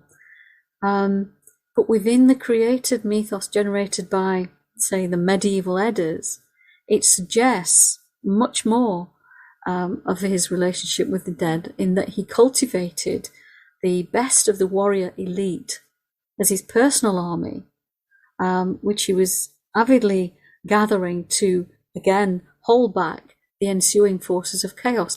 His whole purpose in gathering that army was to hold back chaos. Come the day they needed to be there, and it needed to be the best of the best that could do it. Only they would be good enough. In folklore, of course, his relationship with the dead extends to his encounters with the Voller, where he goes and wakes them up and seeks their wisdom, their advice.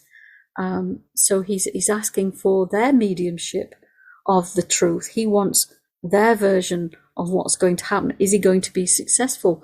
Is he going to fail? Because he doesn't know. That is without his remit. He can't do it. That's not what he's actually there for. So he's able to divine through transient spirits only when they're perceived as non-entities, almost ordinary people that are dedicated to him through being hanged or asphyxiated. He's able to just briefly gain an insight into the other world through riding their spirit, but he's only getting such tiny glimpses. He's frustrated, and this is why he needs to go to the Voller. So his relationship with the dead is very precarious and vicarious. He really needs the female, the Voller to tell him what is going on, but he also needs his small insights, his snippets of the mundane world, because he needs to see the memories of people as well as the foreknowledge. So he needs both things. So he's always moving backwards and forwards between the dead as ordinary people and with the dead Voller, who are collectively able to explain much more about what they can foresee is going to happen.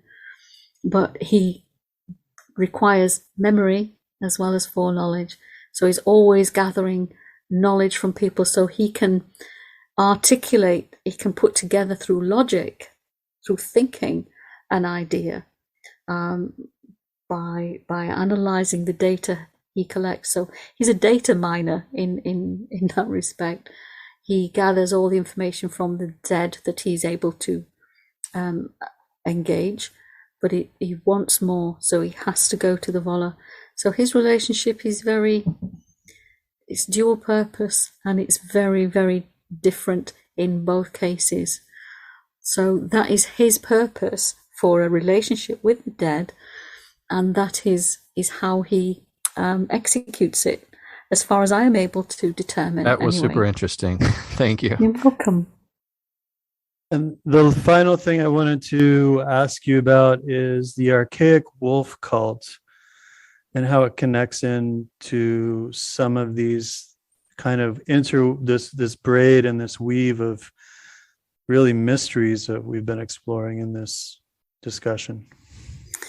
Okay. Well, the archaic wolf cult is perhaps one that's been so well hidden in its truest form, because it seems to underline almost all Eastern European, Eurasian, and Northern traditions. They're all founded, all the warriors, all the great clans are all founded on the wolf cult.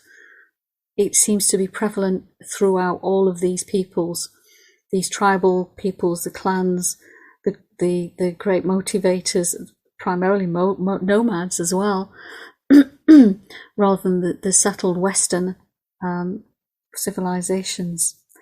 Although Rome itself was also predicated upon a wolf cult. But again, they were very much a transient people, as well as one that was settled. It had its core, but it was also one that moved out, always moving outwards to conquer.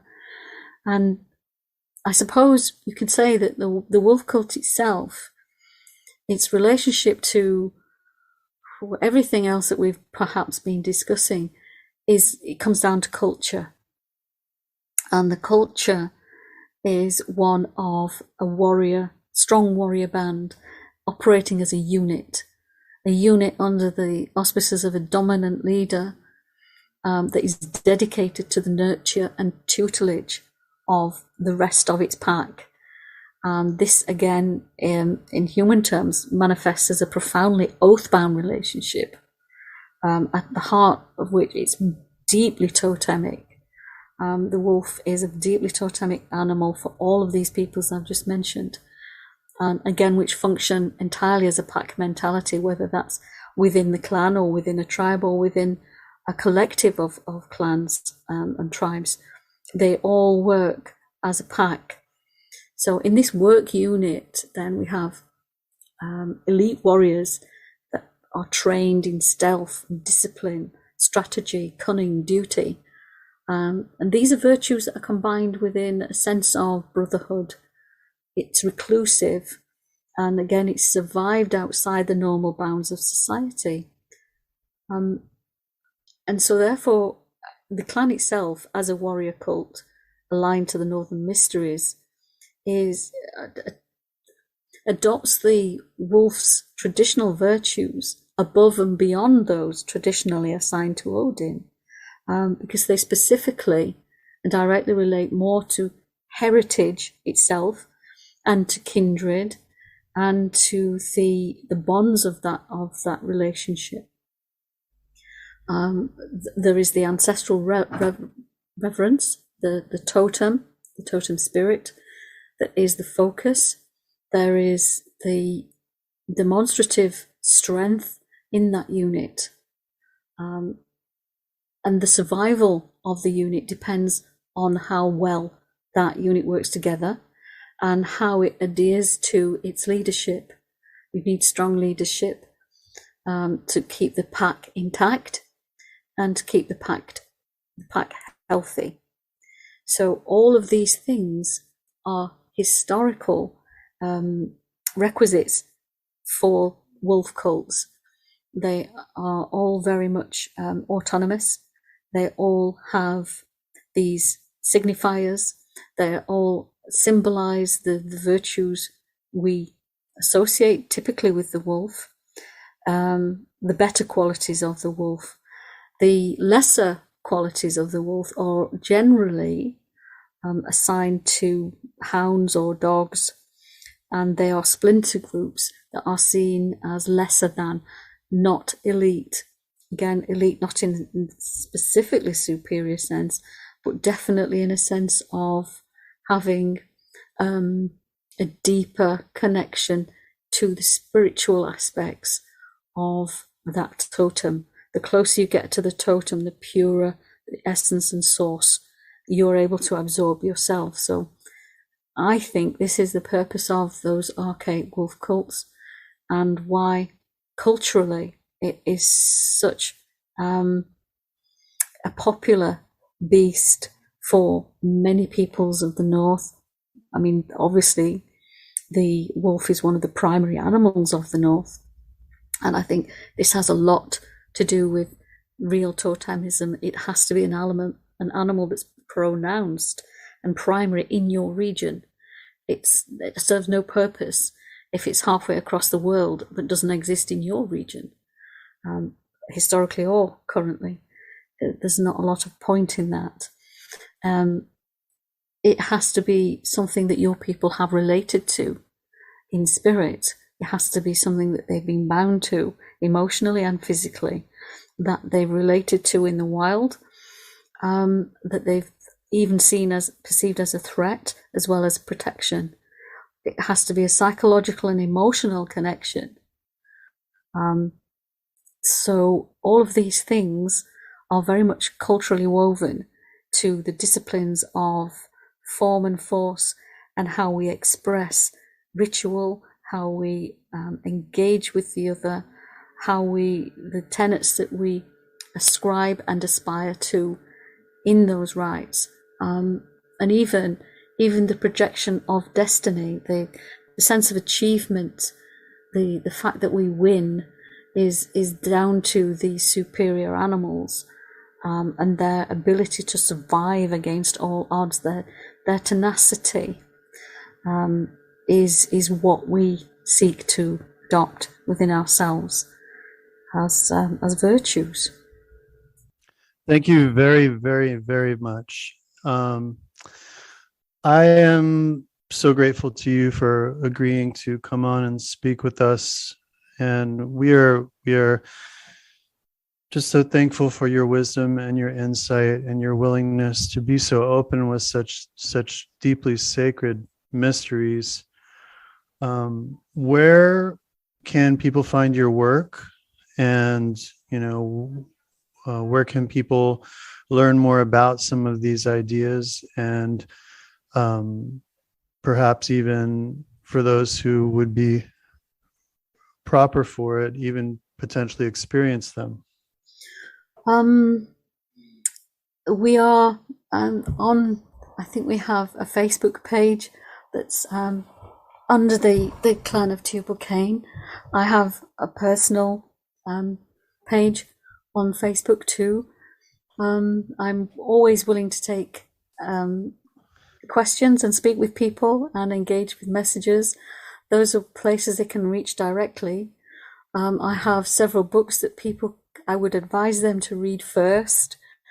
They're available. Some of them are in Kindle form as well, so they can be very easily available. To read as much as they can about the tradition and see how it sits with them, and then come to myself, or my Magister who also has a page on Facebook as Ulrich Golding, also as Frithgild. So he's Frithgild and as Ulrich Golding. That he can be found. We can both be questioned and reach that way. But certainly I would say read first, deeper insights into all of these things, and then come back to us. And you have a series of books on, besides the books that you've already published, which there's many, the Star-Crossed Serpent. There's the Star-Crossed Serpent series, which goes specifically into the tradition of the clan. The first one regards Evan John Jones' participation, the second one is my own, and the third one refers back to Robert Cochrane.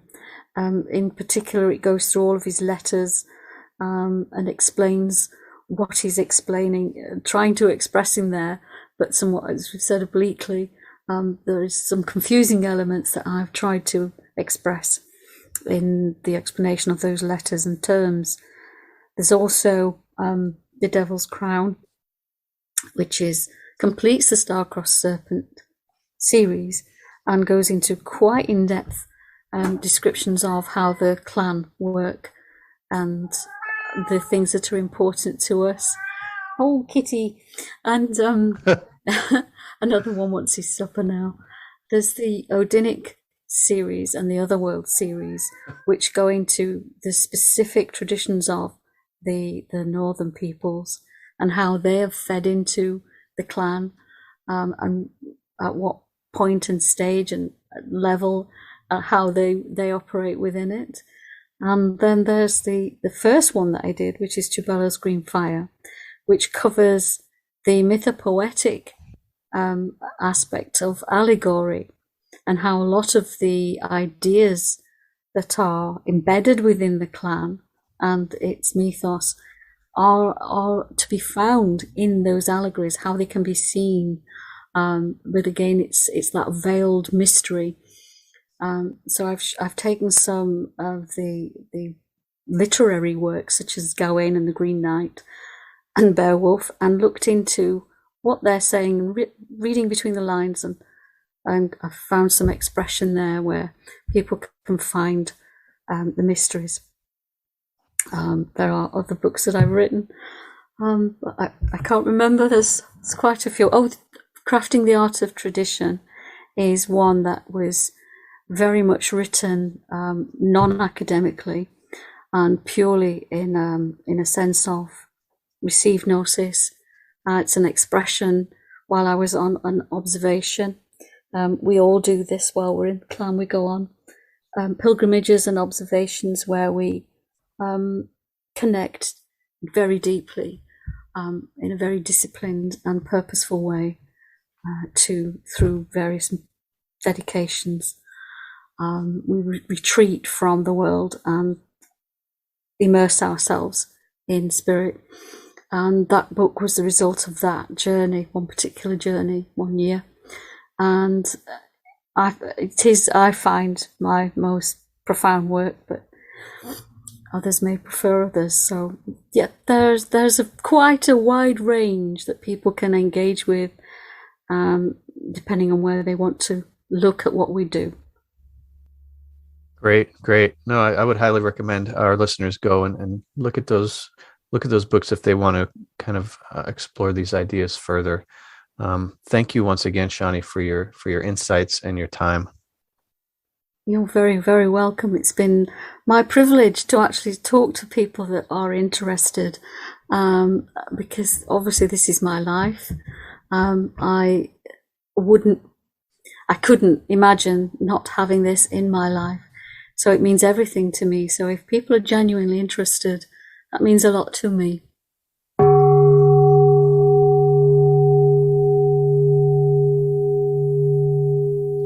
Enthusiastic and grateful thank you to Shani Oates, maid of the clan of Tubal Cain. It was our great honor to have her on as a guest, and we were absolutely humbled by her presence and wisdom and insight.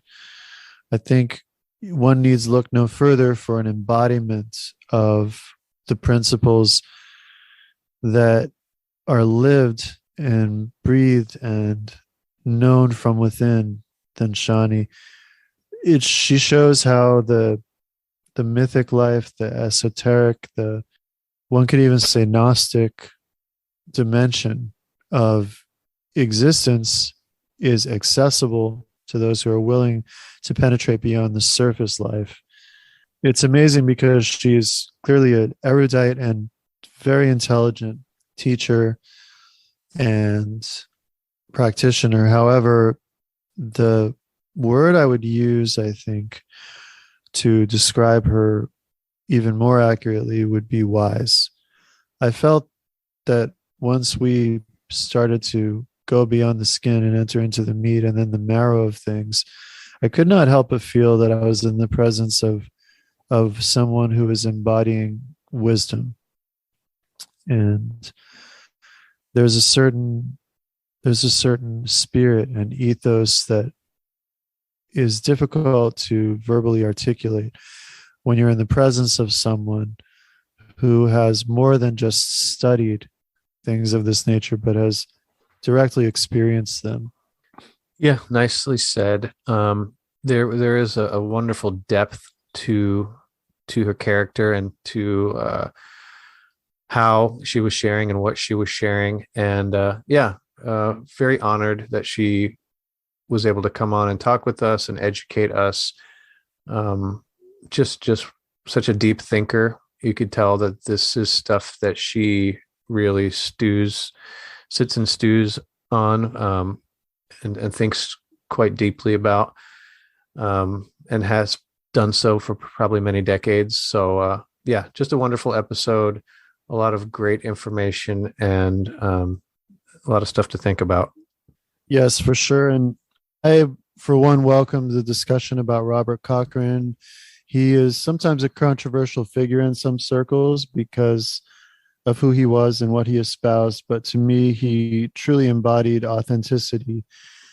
Having read several of his letters and writings, I can say with personal certainty that what I see in him was someone who carried something much older and much deeper within himself. He's a mysterious, charismatic, and powerful figure that today seems still relatively unknown, except in certain circles. Yet, in my opinion, he embodied a more authentic, though I am loath to use the term witchcraft, he embodied a more authentic form of cunning craft or witchcraft that was more inherently British and even European, indigenous and shamanic, as opposed to this sort of constructed tradition of Gardner, which has its own value in its own right to the people that practice it. However, when we're talking about the inheritance of Cochrane, this is something worth examining, looking at. He was a figure to me sort of reminiscent of people, other genuine magicians like Paschal Beverly Randolph, Giordano Bruno, even Paracelsus, these strong-willed, very individualistic, magnetic, charismatic, powerful, who left a lasting legacy. Yet, another thing in this conversation that I found just so intriguing was the connection to the idea of a clan, of a people, and the very rarefied idea too that this sort of clannish, totemic, tribalism is not so much connected to the idea of the land per se, although it's associated with the stewardship of the land, as the soul of the people itself. And so the people can go to different places and they will still be that people. And how the God embodies the sort of principle or the very essence of those people, the God that is the parent or the ancestor of those people. And so there's this convergence of the divine and the human in that idea. And yet, it makes me think of the Mandans. I mean, they are thriving in places like Australia, doing the same rituals and same practices they were doing in their quote unquote homeland.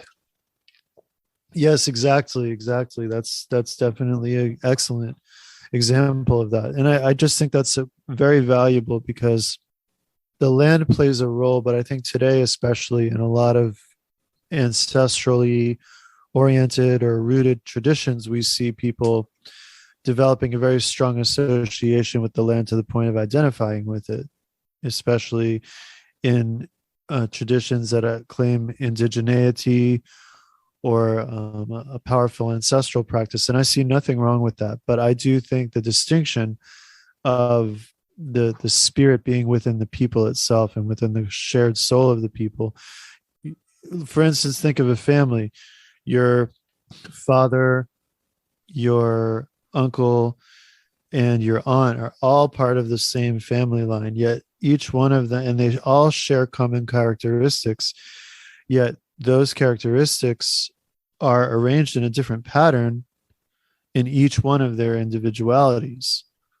And so when you extend this back to the idea of a divine root of a people, a divine ancestor, which is a very common concept around the world, especially in older cultures, then we can see how the influence of the archetype emerges within the personality and identity of each person in a unique form, yet the people who are joined together by a common ancestry share those characteristics as one identity, and that identity is in essence the spirit of the deity. Yeah, very interesting. Another thing I really liked about Shawnee coming on, similar to when we had Carrie Weisner on, it brings a new perspective to what witchcraft is. We have kind of a stereotypical idea burned into our brain from childhood on what witchcraft is and what witches are and all this. But the quote unquote witchcraft or the tradition that came through Robert Cochrane to Shawnee and beyond is a little bit more of a mystical, a deeper witchcraft that we're not necessarily familiar with in our popular culture. It's true. And I love the thing that to me is most fundamental is the word craft. When we think of crafts in pop culture, we often think of people making, painting little objects or constructing little things or making wreaths.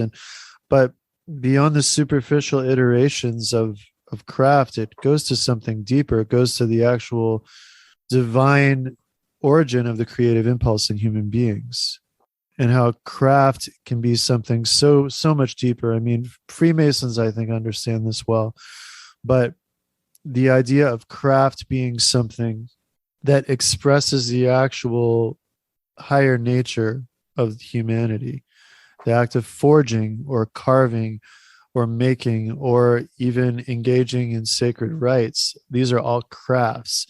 And in a craft, you go through stages from novice, apprentice, journeyman, master. The old European guild system was based on those ideas.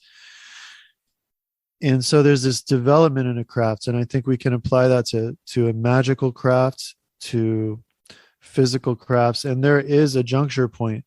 Before we got on here, you and I were talking for a moment about how the old trade guilds, we mentioned this in the episode as well, how the old trade guilds were all initiatory.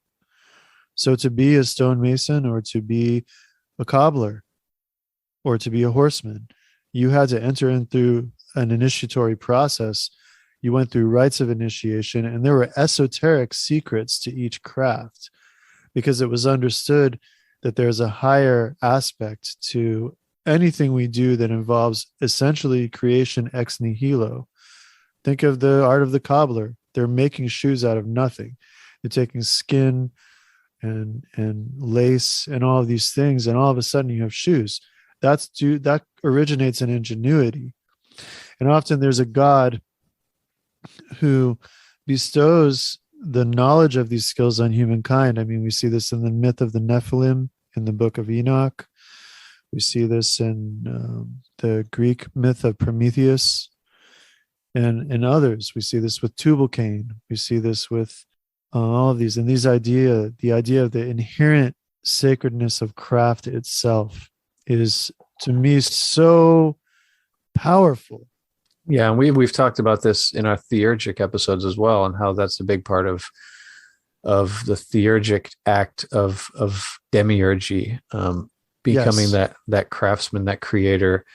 What can you bring into this world from nothing into something, and can you imbue that with the divine? It's so powerful. It's so powerful, and it really ultimately serves to improve the world. But it seems very. It doesn't seem powerful. It seems very mundane. But if you think about it a little bit deeper, it, just like speech and language was very mystical and powerful, and writing was such a mystical act and a powerful magical act centuries and centuries ago. And now it's just such a mundane, it's no big deal. Everything we do has to be kind of thought about a little bit more mindfully, I think, to really find the jewels that are hidden right in plain sight. Oh, I that's you hit the nail on the head with that. I was just thinking today about the banality of the way people use language. Everybody these days is typing or communicating on the internet and in other ways. And there's a bastardization and a reduction to near meaninglessness with language. And it's amazing, because I was thinking about how in earlier cultures, most people wouldn't be able to read or write. And typing is just an extension of writing. Yet you have millions of people everywhere able to read and write on these screens. And they don't realize how this very act was seen as intensely sacred. It was the province of the priests and of the noble classes to read and write. And it was seen as a gift given by gods, namely the god that we revere in this podcast, who among the Greeks was called Hermes, and the Egyptians was Jihoti or Thoth or Tahuti, or Mercurius among the Romans. Cadmus is another. So a crafty, wise god who gave mankind words and writing. And Odin is also known as a bestower of language, and the runes which he carved craftfully into wood from a tree. and a tree on which he hung for 9 days and 9 nights. There's these divine origins of these things that fall down into the mundane world and become obscured through the insensitivity of our perception. Right. And I mean, it's plain as day that you can make someone cry with your words, or you can make them smile with your words. I mean, words are way more powerful than we give them credit. And I think it would be to our benefit to take a step back and realize how our language affects others, and how even our language affects, the type of language we use in our minds affects how we perceive and operate in the world. We are programming ourselves with our own language, oftentimes unbeknownst to us, and we're also programming those around us with our language unbeknownst to us as well. So maybe going a little deeper than we thought we would into this topic, but I mean, it was inevitable with such a guest, because she brought us down a series of 7 steps, and we went into a hitherto shadowed realm.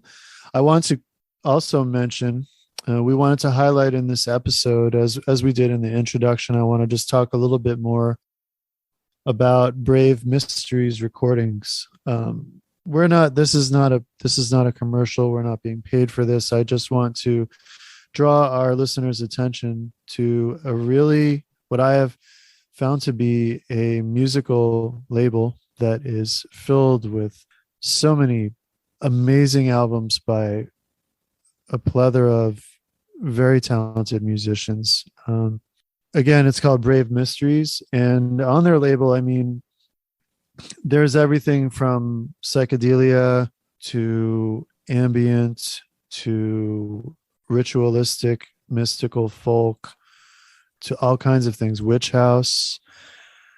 It's really amazing. There's some extremely beautiful albums on this label. Some of the standout artists for me, it's really hard to choose, but just some standout artists for me, of course. Kinnett Her is, every album I've listened to by them is incredible. It's deeply emotional, poetic, transformative. I feel psychedelic music. Really love that stuff, and I want to highlight their music. But there's so many others. There's an album, In Love We Stand Alone, by Devotion, just totally beautiful, atmospheric folk. And there's plenty more. There's amazing ambient on here. I like ambient music a lot. There's some pretty well-known artists on this label, but my point is, great stuff, great people. I originally became aware of them actually separately. I became friendly with Nate, who's one of the founders of the label, and just found him to be a wonderful, beautiful soul. And then I actually became aware of Clay Ruby years ago, because I used to appreciate James Jackson Toth, Wood and Wand, a lot. And I kept noticing on all the best albums and all my favorite songs had Clay Ruby on them. I'm like, who's this Clay Ruby guy? I'm like, first, he has a really cool name and he seems to be really talented. And then I started listening to his stuff and I was like, man, this guy, he makes amazing music. I want to highlight this incredible album they did called Communion of Saints. It is a very long album. It has 77 songs on it, each by a different artist, and each song is devoted to a different saint. It's incredible. That's amazing. Yeah, it was a huge achievement. I mean, getting 77 artists' songs together. And I mean, you have songs devoted to Saint Anthony and Saint Therese, to even more obscure saints like King Saint Dagobert II, and even Saint Cyprian. For, I'm sure many of our listeners are probably obsessed with Saint Cyprian. But It's a super interesting album. I mean, it verges through all kinds of different musical styles, and there's some true gems on it too. I mean, I strongly recommend you check out Brave Mysteries music. It's run by two wonderful, talented people. This album, if you get one album from them, I would recommend getting Communion of Saints. I mean, but whatever you get, the digital album is only $3. It's $3 for 77 songs. But these songs, some of them would be really useful even for esoteric work or meditation or making art, because they're inspiring. A few highlights for me were Destroying Angels, Song for Saint Dymphna was really, really cool. We heard Rose Quaz, Saint Sarah in the beginning of the episode, and Clay Ruby's song for Saint Anthony's fantastic. Blood and Sons Confession, which is the one devoted to Saint Augustine, is a beautiful song. It just goes on. I mean, there's so much good stuff here. I just wanted to give a quick plug to these guys.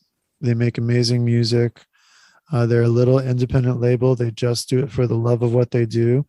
They do have actual concrete releases they release on cassette and CD, as well as digital releases. And there's just all kinds of stuff on here. Strongly recommended. Check them out. Give them some love. And yeah.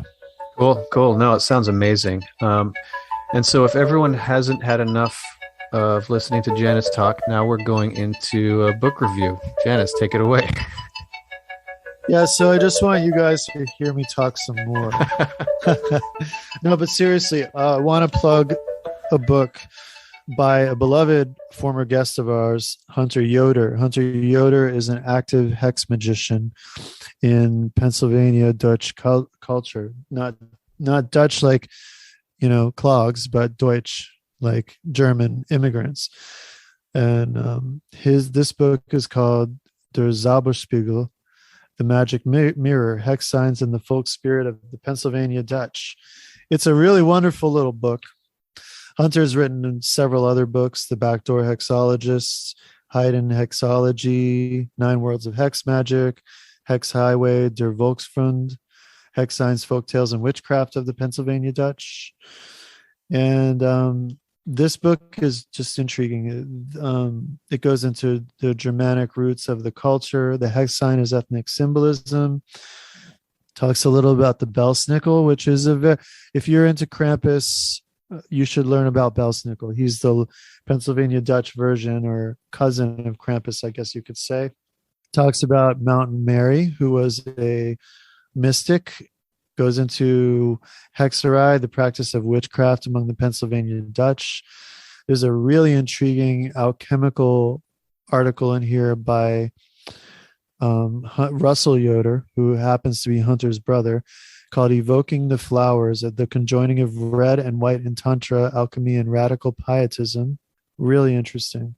Medieval Graffiti, The Lost Voices of England's Churches, Pennsylvania German illuminated manuscripts.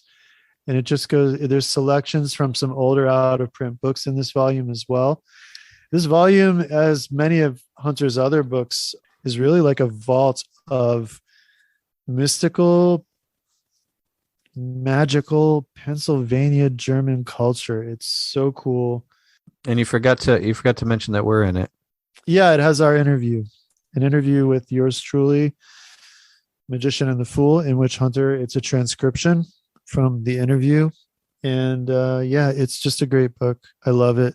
It's so interesting. Every time I pick it up, I read something in there that just kind of keeps me hooked. Strongly recommend it. Strongly recommend Hunter's work. This seems to be almost a companion volume to his other work, Der Volksfund, Hex Signs, Folk Tales, and Witchcraft of the Pennsylvania Dutch. Again, this is Hex Signs and the Folk Spirit of the Pennsylvania Dutch. Der Zauberspiegel, the Magic Mirror.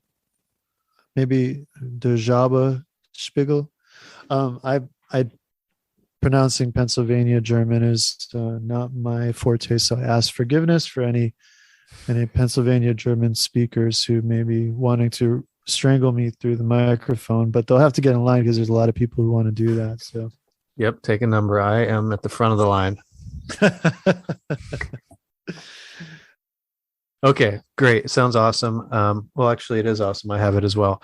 Hunter Yoder. And can you say that name again to the best of your Yeah, ability?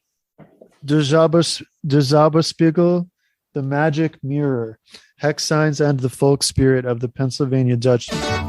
If you don't know, I think you do know, but if you don't know, Hunter also makes hex signs, magical hex signs, infused with intentional esoteric symbolism that are meant to produce beneficial effects wherever they're placed. And they're really interesting. He's such a talented, intriguing person.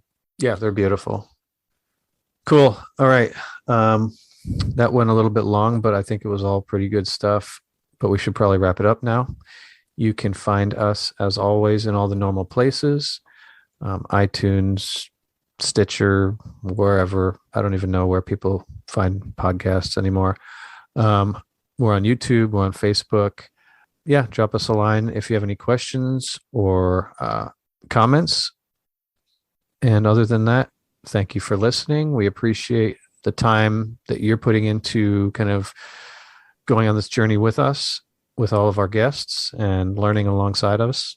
Yeah, lots of love to everybody out there. Stay safe, stay strong, stay interested. Read books. Get off the screens and open a book. It's good for your gray matter. All right. Thank you. And we will see you in the next episode.